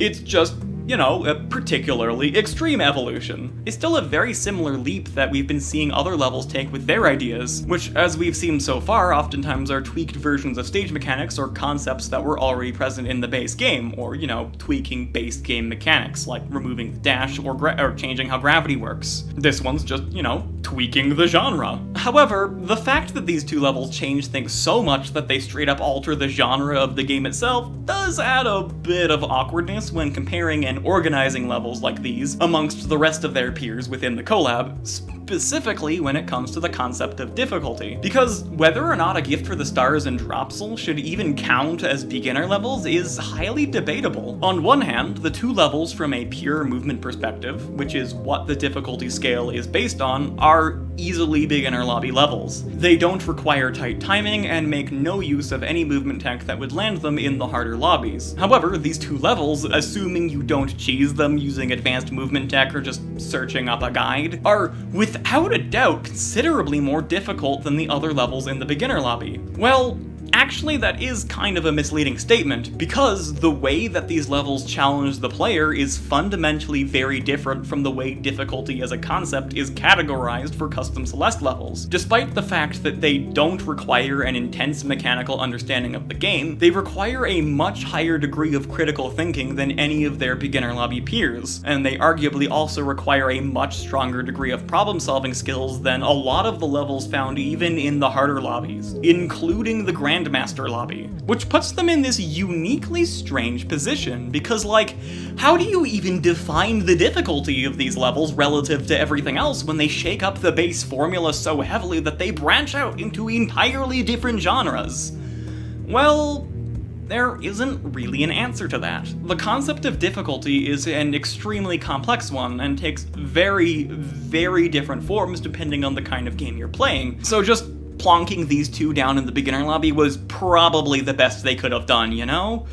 But, like, I find that really cool, to be honest. Like, the fact that this is an issue at all, I feel, is sort of a representation of just how differently every one of the level designers that were a part of the collab decided to interpret Celeste. It's so cool that so many different experiences can all be modded content for the same base game. And I'm really glad that this kind of experimentation was able to get featured in the collab, even if it overall can be kind of awkward or straight up not fun for some people. Alright, after that insanity, let's take a bit of a 180, yeah? Because not every level needs to be some grand adventure into brand new territory. So far, I've been trying to structure this video so that I build up more and more extreme ways of adding on to and evolving the basic formula of Celeste. We've seen custom level gimmicks, we've seen it change up the tone, altering the base mechanics of the game themselves, and even changing the genre of the game into a puzzle platformer. But Forsaken City by Voliver9 and Miario proves that a lot can still be gained by looking inwards at some of the building blocks that were already present, and combining them in ways that the base game just didn't get a chance to. Creating new experiences by interpolating within what was already there instead of extrapolating outwards. Forsaken City is the epitome of this philosophy. Everything found inside the level, except for the layout itself, is entirely vanilla. There aren't even any custom assets, and the music is just the track from Chapter 8. While it isn't particularly flashy, I really like this level. The designers simply wanted to explore the way some of the different stage mechanics from different areas of the base game could work together. Specifically, in this case, the core blocks from Chapter 8 and the zippers from Chapter 1, along with some very light temperature switching elements. It isolates the mechanics from core without the extra gimmicks from Chapter 8 where you don't get your dashes back, and in doing so, gives the core blocks themselves a little bit more room to breathe and be explored in new ways, since the player's dashes aren't as limited. While the base game of Celeste does explore its mechanics pretty well and pretty thoroughly, it logically can't do literally everything. As much as I love the wacky custom entities that other modded levels explore, there is still so much untapped potential from just interpolating new concepts from the already existing building blocks. Like, the level "If My Driveway Almost Did You In" by Bing over Google is yet another excellent example of this kind of concept, and I think it's kind of an overall testament to the sheer creativity of the people who worked on this gargantuan project. As the title of the level suggests, the entire thing is based around the prologue of the base game. The name is literally just a quote from Granny. But more specifically, the level is based on this exact moment. Yes, the entire level is based around this one throwaway interaction, a single moment that is basically one step away from just being a cutscene, an invisible trigger you walk over to cause a single block to fall. And Bing over Google looked at this and thought, yeah, I can build a level around this. I'm not joking, by the way. All it does is tweak things a bit so that the block can move in any direction, and that's it. That's the stage mechanic. And the real genius here is the decision to very clearly telegraph both the destination of the blocks once they move, as well as the exact location of the trigger zone, which transforms the entire thing from a gimmick into, you know, a mechanic. It's now an actual element of the gameplay that can be interacted with by letting you plan around the trigger zone and weave it into your route. The way it uses these blocks are really creative as well.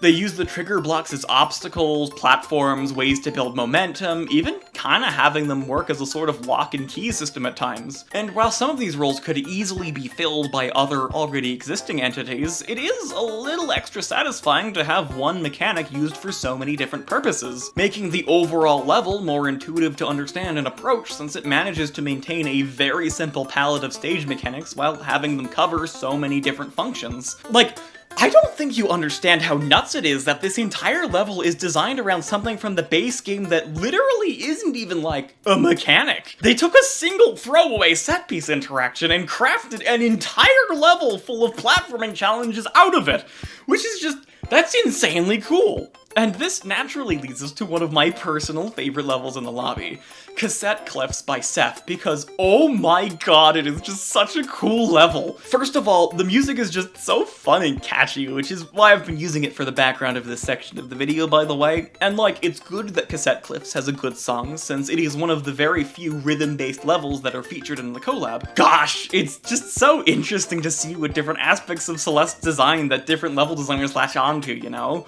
Like, okay, so Rhythm-focused gameplay is an extremely promising avenue for platformers to use in order to create unique and dynamic situations. It makes it so you need to consider the music in order to see the telegraphs of the timing for your movements and jumps. Integrating the music into the platforming like this doesn't just add a whole new dimension to the game, it engages a completely different sense, an entirely new avenue to interact with the world. Celeste does explore this concept on its own a little bit. The rooms that contain the hidden cassette tapes that unlock the B-sides, as well as the final rooms in each B-side, all make use of the cassette blocks, and there of course is that one section of Farewell, but it's still mostly a side gimmick. There isn't a level that focuses in on cassette blocks as the core mechanic. It's more of like it's a side little cute thing that shows up occasionally from time to time, which is why I'm always so happy when designers like Ceph decide that they want to explore the possibilities of rhythm-based platforming by using them.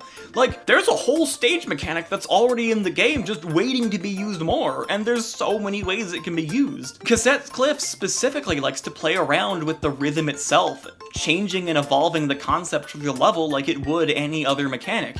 It'll sometimes have different amounts of colored blocks in the sequence, custom versions of cassette blocks that resemble other mechanics like zippers, and it even likes to keep you on your toes by changing the tempo of the music on a room-to-room basis, so that you have to adapt to the speed of the song. It doesn't like, you know, mess around with time signature changes or polyrhythms or weird timings like offbeats, but honestly that would start getting to be a bit much for a beginner level, so that makes perfect sense.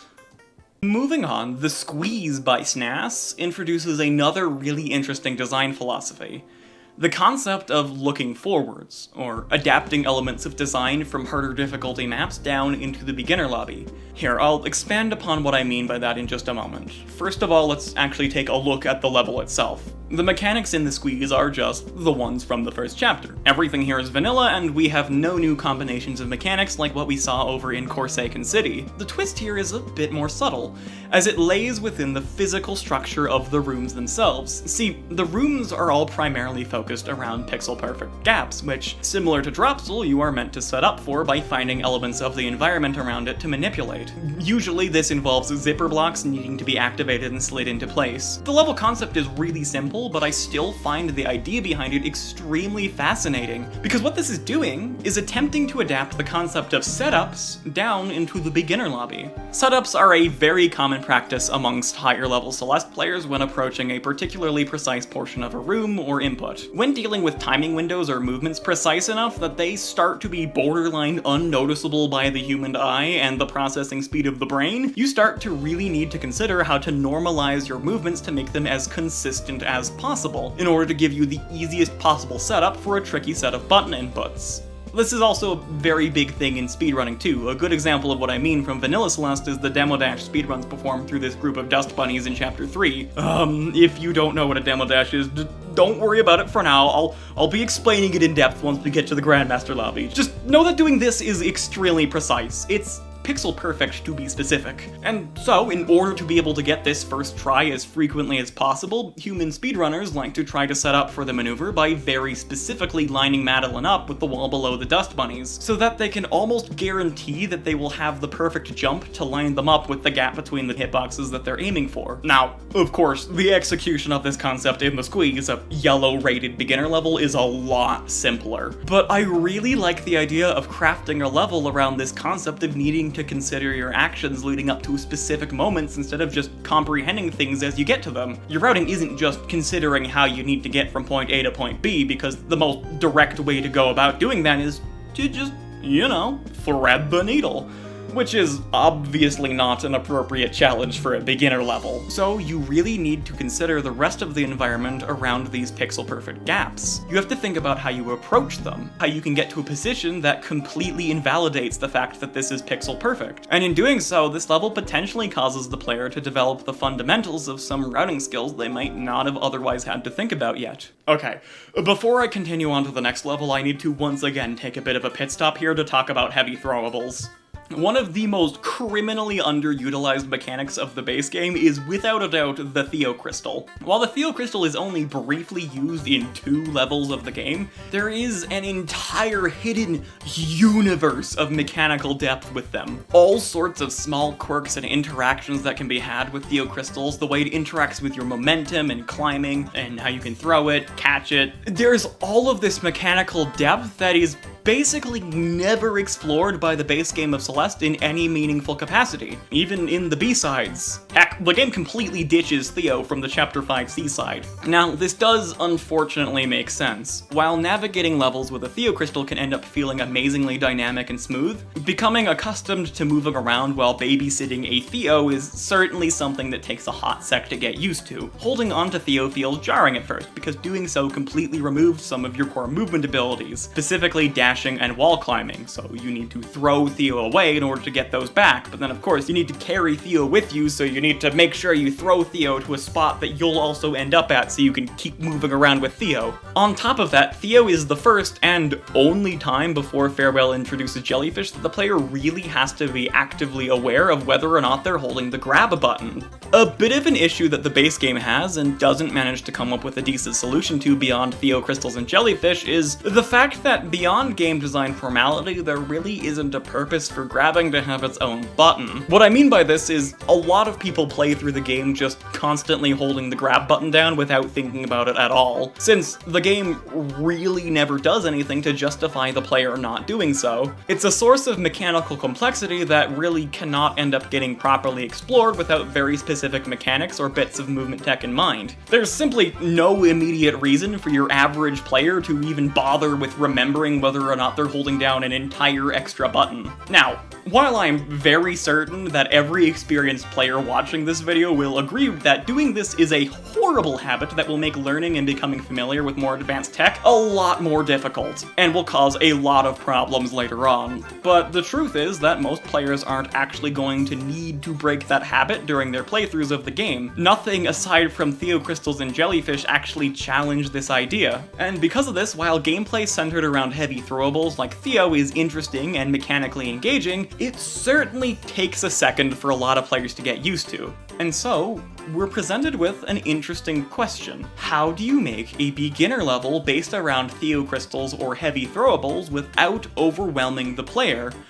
Well, the red beginner level, Strawberry Orchard by Jade Turtle, which centers around carrying this large jar of strawberry jam throughout the level, pulls off this concept masterfully. One of the hardest parts of heavy throwable centered gameplay that also makes it so fun to engage with is having to manage your own movement as well as the movement of a hunk of dead weight. Typically, levels will have you routinely part with the heavy throwable and then require you to move very swiftly to grab onto it again so it doesn't fall out of reach, or use its momentum preserving properties to turn this dead weight into a useful tool to allow you to achieve feats of movement that would otherwise not be possible. There's a lot of nuance in the timing of when you throw the object, when you grab onto it again, the speed you have when you grab onto it. You can use it to activate touch switches or buttons. There is a lot you can do with it, and as such, it can be a lot to suddenly have this be expected of the player. So, Strawberry Orchard focuses in entirely on the action of grabbing and throwing the crystal. While the level is highly acrobatic, almost all of your movement through it is done via springs, which always send you in the exact same direction and trajectory whenever you hit them, with the only variations being in the exact location of the spring you get sprung from. On top of this, the movement of the jar jam, if you are not holding it, is basically always done via those Mario 3D World-style clear pipes that we saw over in Switch 2 Vista, or just its own chain of springs. So, all you really have to think about for the most part is when you have to grab onto the jam jar and when you need to throw it, as all of the other aspects of acrobatic heavy throwable gameplay are simplified down to make them as easy and simple as possible, which, while is still a red beginner level, serves as an excellent introduction to more complicated heavy throwable gameplay. It really helps players get the hang of managing a heavy throwable in a more simple setup before they're expected to pull off crazy stunts with one.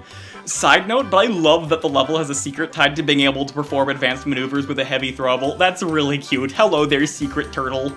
The level as a whole serves as a fantastic way to show off the potential of heavy throwables as a mechanic, and how levels designed around them can be very interesting, as the level is structured in a much more complicated manner than any of the Theocrystal rooms from both the A side and B side of Chapter 5 in the base game.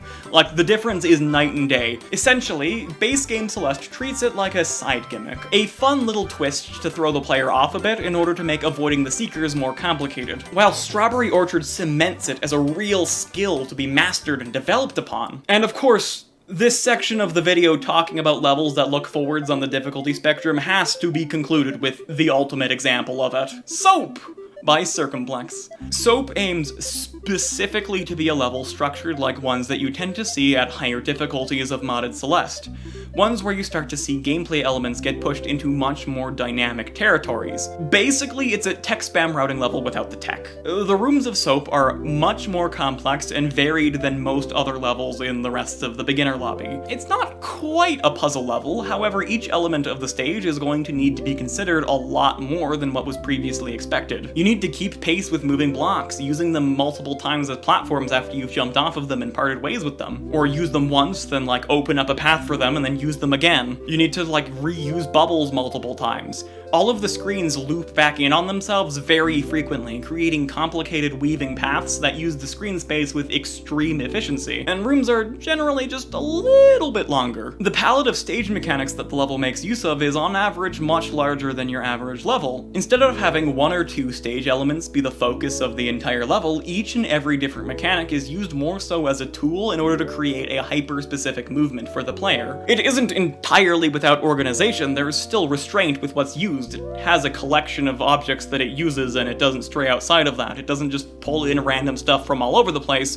But the focus is based around challenging you and exploring your capabilities as a player, as opposed to exploring the capabilities of new mechanics. While the rooms flow about as nicely as the ones in Troposphere, you have to be a lot more careful about when you use your dashes and when you collect dash crystals. The level uses special bubbles and springs that don't give you your dashes back, so every use of your dash needs to be carefully considered. Sometimes you're forced to forego using it in a place that you would otherwise do so without a thought in order to make timing something easier, because your dashes must instead be saved for a section that follows shortly thereafter. This level was designed from the ground up to be an elementary version of the kinds of challenges that the player will be faced with later on. Elementary in the sense that despite the complex movement, it still doesn't require any use of tech or extra knowledge of the specifics of how different parts of the game operate. If you've played base game Celeste, you know how this works. It's just a matter of whether or not you can do the movement. Though, despite this, it also has a lot of very cheeky moments designed into it that end up very suspiciously resembling more advanced movement tech, which is just, that's kind of adorable, you know? Like, this is clearly just a wall bounce. In fact, while not necessary, it does seem specifically designed so that you might accidentally perform a wall bounce. This bubble you need to aim diagonally into a spring is extremely reminiscent of a wave dash. Going back through this level to get footage of it after having played through the hardest parts of the collab and seeing all of this devilishly disguised pseudo movement tech is just so funny. The frequent use of ice walls, which I can only imagine is meant to be interpreted here as slippery soap, creates these sections that look a lot like parts of levels that are meant to require neutral jumps. But like, you know, it doesn't actually require neutral jumps. Heck, this maneuver here feels almost like a corner spike jump, just like, you know, more lenient. And I swear this part at the end of one of the berry rooms is meant to be like a cheeky mock corner boost, but like, I could just be seeing things and going insane. Overall, the level is fun, the movement flows extremely well, and most importantly, it gives players who are new to Celeste modding a good idea about what some of the levels might look like in the future, should they choose to keep descending down this rabbit hole of custom level insanity. The thing that makes levels like The Squeeze, Strawberry Orchard, and Soap so important in the context of being part of a colossal collaborative project like Strawberry Jam is that they managed to add an extra sense of cohesiveness beyond what is otherwise basically just a somewhat random collection of levels, sorted based on difficulty. See, to my knowledge, most of the mappers didn't really, like, communicate all too much. They made a level and maybe helped out elsewhere on a couple other ones, or for, like, playtesting maybe. And so, outside of the gyms, little concern is generally given for helping players get used to things and become comfortable with certain common aspects of modded Celeste maps. So it's really cool when designers take the initiative on their own to try and smoothen the learning curve. There are a few more levels like this in other lobbies too, and I'll talk about them quite a bit as we get to them in the other parts of this series. Levels like these ones are ones that, while they do not necessarily always shine the brightest all on their own, are in my opinion crucial to the overall experience of playing through the entire collab, which is really cool. Before we talk about the Heartside and wrap things up, there is just one level left. Okay, so Paint needed its own section of the video. As we've been going through the beginner lobby, we've seen levels that mess with new stage mechanics, levels that try to create a certain atmosphere, even ones that experiment with changing the fundamental rules of the game. But Paint by Moss Karen is one of the very few levels that is inspired by the emotional themes and message that helped elevate the original game into the masterpiece that it is. Remember, Celeste isn't just a platforming game, it's also a very meaningful and impactful emotional experience all about mental health. And like, before I continue, a custom level not having a deeper artistic meaning beyond its gameplay or atmosphere doesn't make it necessarily worse than levels that do. This whole video has been about appreciating how cool it is that different creators get inspired to focus on different aspects of design. It's just, Paint really needed its own section, you know? I'm sorry. The story is very simple, but that is kind of exclusively to its benefit, since it only gets a single limited in size level to explore its story and themes, so something simple is perfect. The level follows Madeline as she is getting stressed out about finishing an art project, and Madeline convinces her to go out for a bit of a walk in order to give her brain a chance to rest and reset so she can approach the project with a healthy attitude and not burn herself out. It's a side of mental health that I feel like often gets ignored. When the world is moving so fast, it can be easy to get caught up in the whirlwind of change and progress, and while it is necessary to be moving yourself, you absolutely need to make sure you are pacing yourself. It's like going on a long-distance run, you know? The fastest way to complete a long-distance run is to be running for the entire trip. However, if you try to always be running at your maximum possible sprinting speed, you aren't going to make it very far. You'd probably barely make it 300 meters before collapsing from exhaustion, let alone going potentially multiple kilometers. But if you pace yourself, if you jog instead of sprint, if you spread out your effort over the entire run, and if you slow down or even walk for a bit when you're feeling particularly tired, you can make it a lot further a lot faster. It feels a bit paradoxical. Go slower so you can be faster and more efficient? What kind of nonsense is that? But it is kind of just the way things work.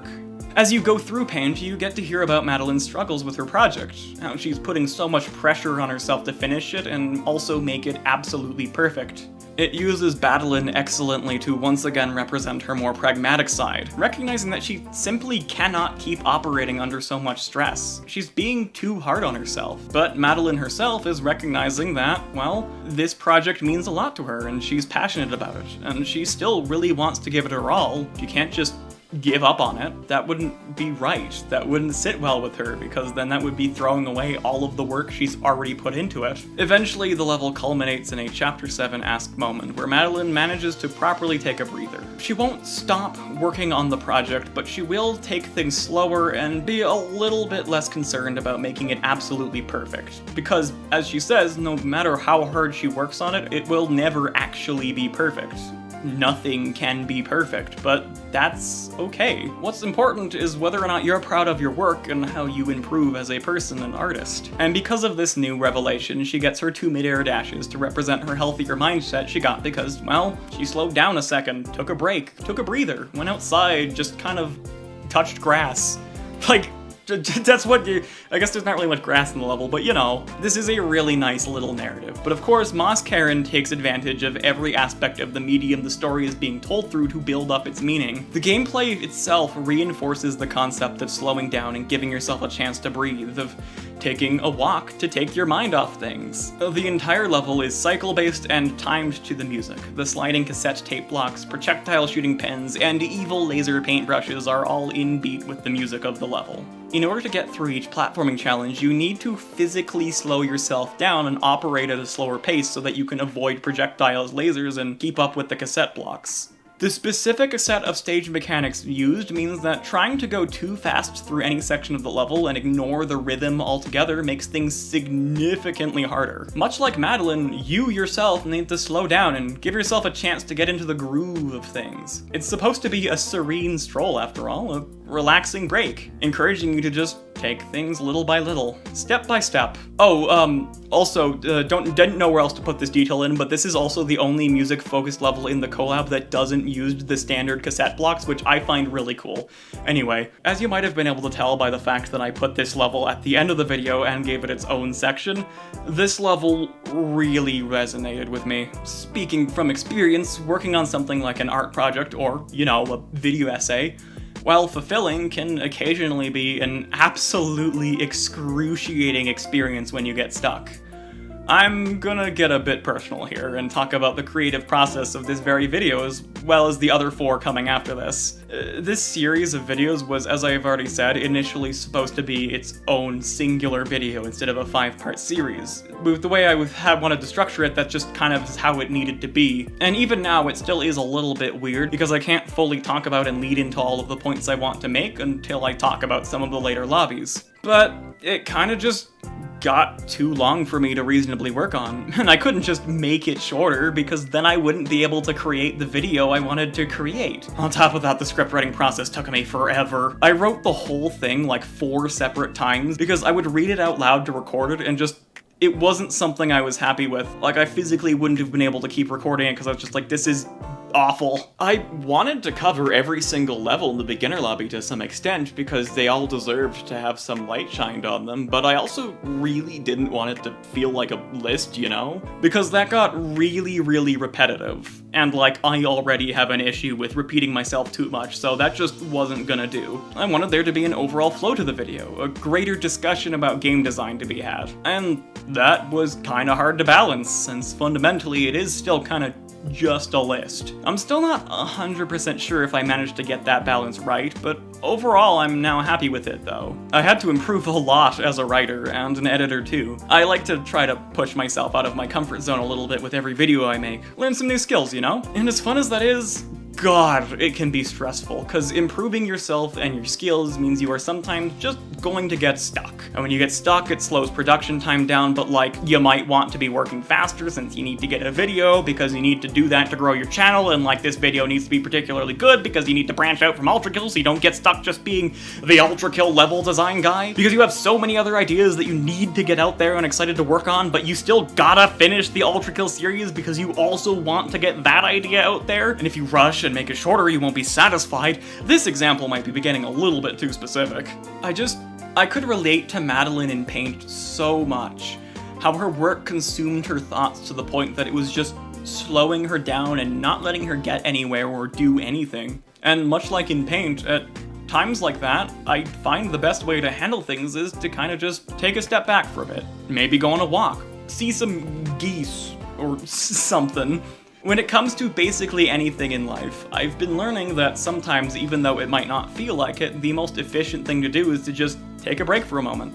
Slow down, let yourself catch your breath so you can keep going afterwards, and don't collapse from exhaustion. Which is, of course, the exact thing that Paint's all about. It's a serene stroll, a nice little detour from the grind. It's about pacing yourself so you don't crash and burn. It's also one of the only maps to have multiple potential routes through the level that you can take, really cementing the idea that you're kind of just going for a walk. You don't really have a particular destination in mind, you're just going outside. And you end back where the level starts. Madeline determined to keep working away at her project after she sufficiently took some time to decompress a bit, to just let herself exist.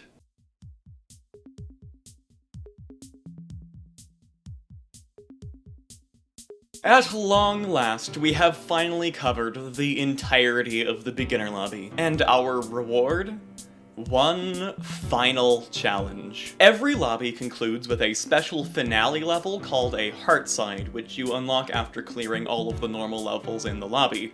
Heartsides act as a sort of final send-off to the lobby as a whole. They are a collage of all of the different levels, each one getting its own screen or set of screens to be represented within it. The concept is sort of similar to Chapter 7 of the base game, which itself acts as a run-through and reiteration of the whole game leading up to it.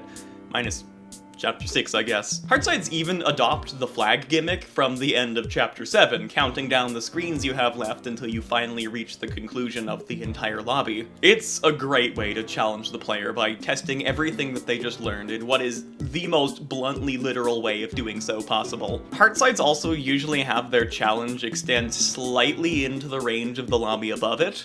which guarantees that they, for the most part, won't be too boring for players, and also lets them serve as a potential bridge into the next tier of difficulty, should a player decide to venture forwards after clearing the Heartside. It gives you just a teensy taste of what might be coming later on.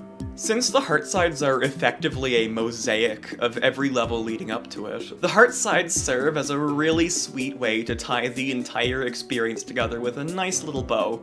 The effect that this has, I think, varies slightly from lobby to lobby, but here in the beginner Heartside, you feel like you're getting to take a nice little trip down memory lane, every screen allowing you to remember and reflect on all of the cool levels you got the chance to experience. A final send-off to help solidify the memories. The Heartsides are the core of what makes the Strawberry Jam Collab feel like more than just a curated collection of smaller individual levels. They set a tone for the whole lobby with their music and in-between flag aesthetics. They tie everything together.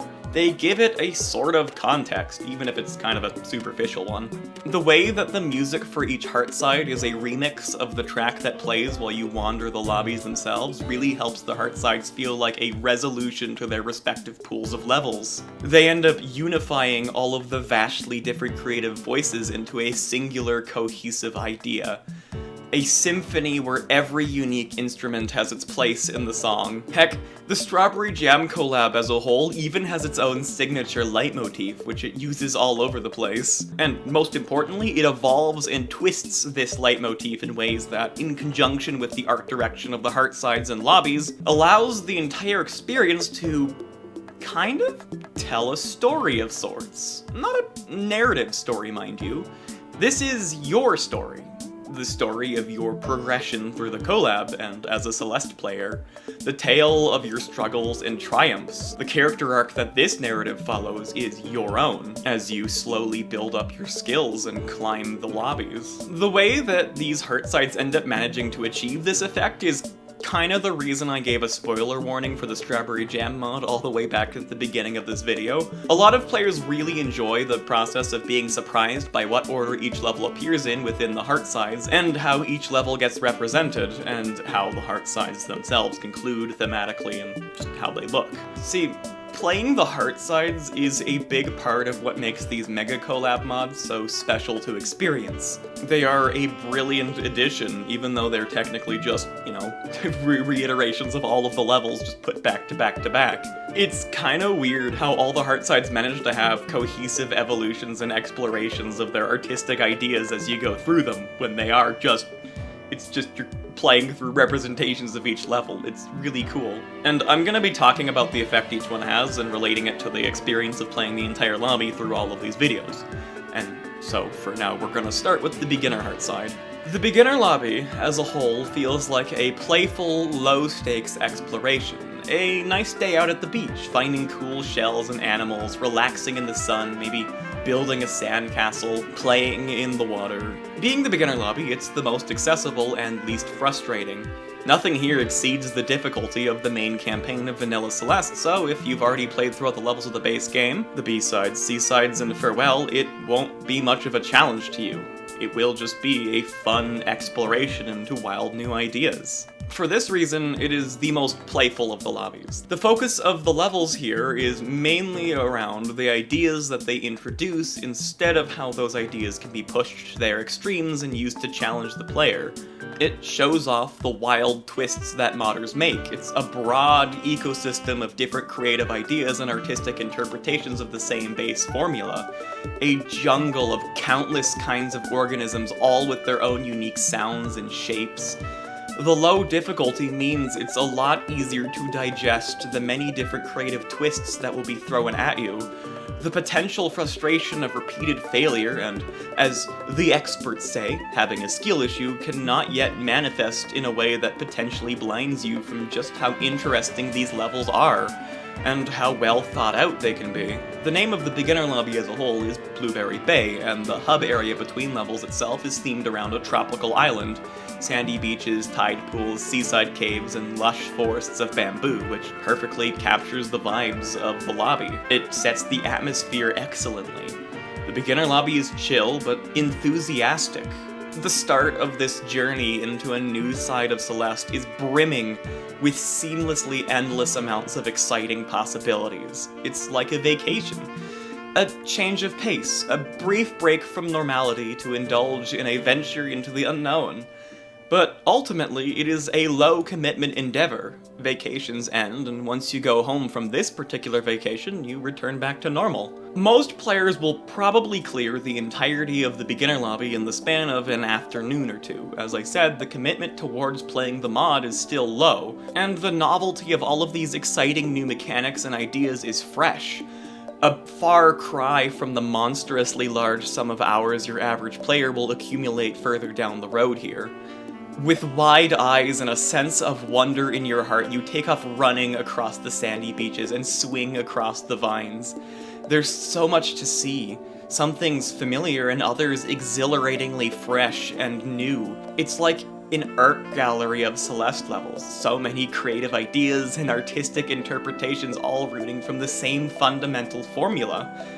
While in later lobbies, the experience of slowly clawing your way through them is more of a daunting Heraclean challenge to overcome, the beginner lobby's Heartside feels like the end of a fun day playing outside from when you were a child. You might not even really notice much as the flags slowly count down. You're caught up in the whimsy of the moment. As the level progresses, the sun begins to set, and it is eventually time to go back inside for the day. It's almost bittersweet that your journey has had to come to an end when it was so much fun, but like anything, it can't last forever, and it's time to move on. One thing I really appreciate about the Heartsides at the peak of every lobby is that they all serve as a satisfying conclusion. Not just to the lobby that they represent, but to the entire mod as a whole. No matter what part of the collab you decide to stop at, you will always have something concretely climactic to work towards and treat as your final destination. It's like it's telling you, hey, it's alright for you to not really be interested in going further than this. It's okay to just be content with what you've done and not seek anything further beyond. That's perfectly fine and reasonable. And you know what? Good on you for understanding yourself as a person enough to know when it's time to throw in the towel and just be satisfied with what you did. It doesn't mock you or make fun of you for not seeking to push your limits beyond what most people would consider reasonable.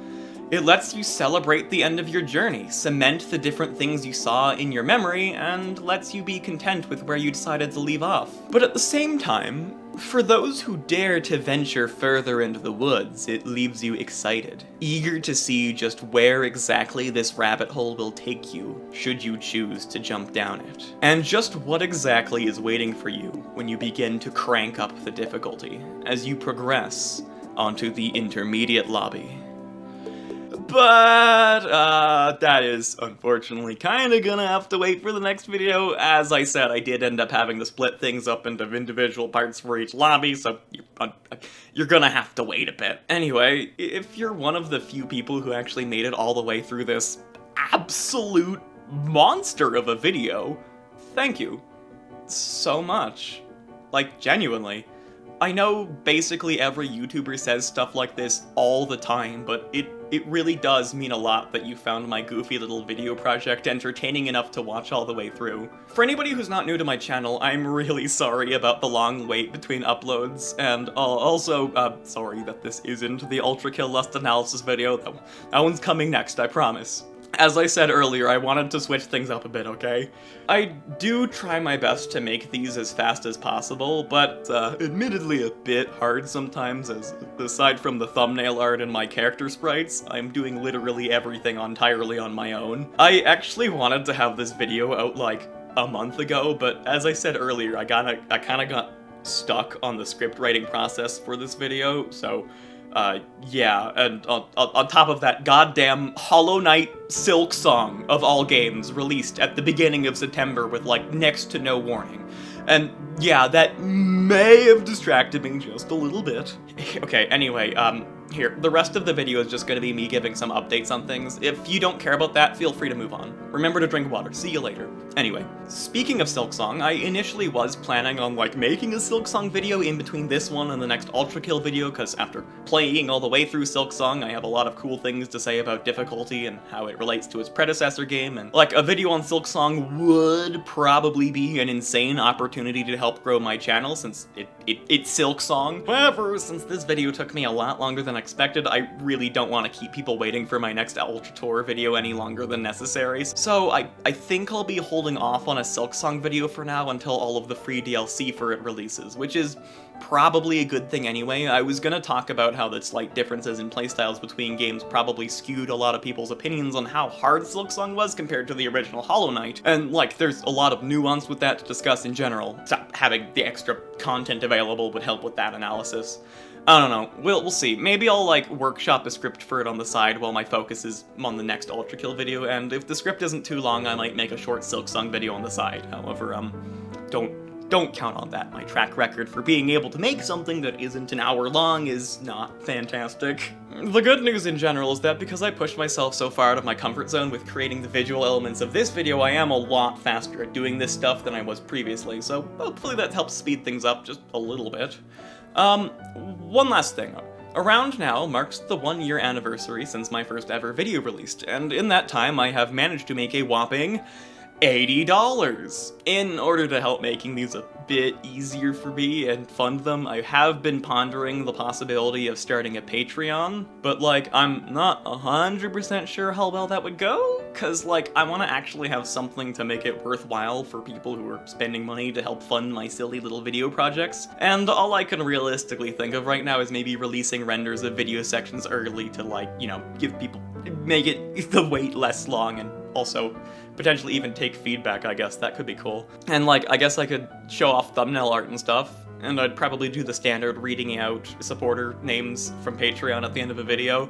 I don't know, we'll see. I'm open to suggestions and opinions on doing that. Even if I never end up making decent money out of doing this, I do plan on continuing making videos, because like, it's just really fun, so don't worry about that. Anyway, that's it for me. Remember to drink water. Bye-bye!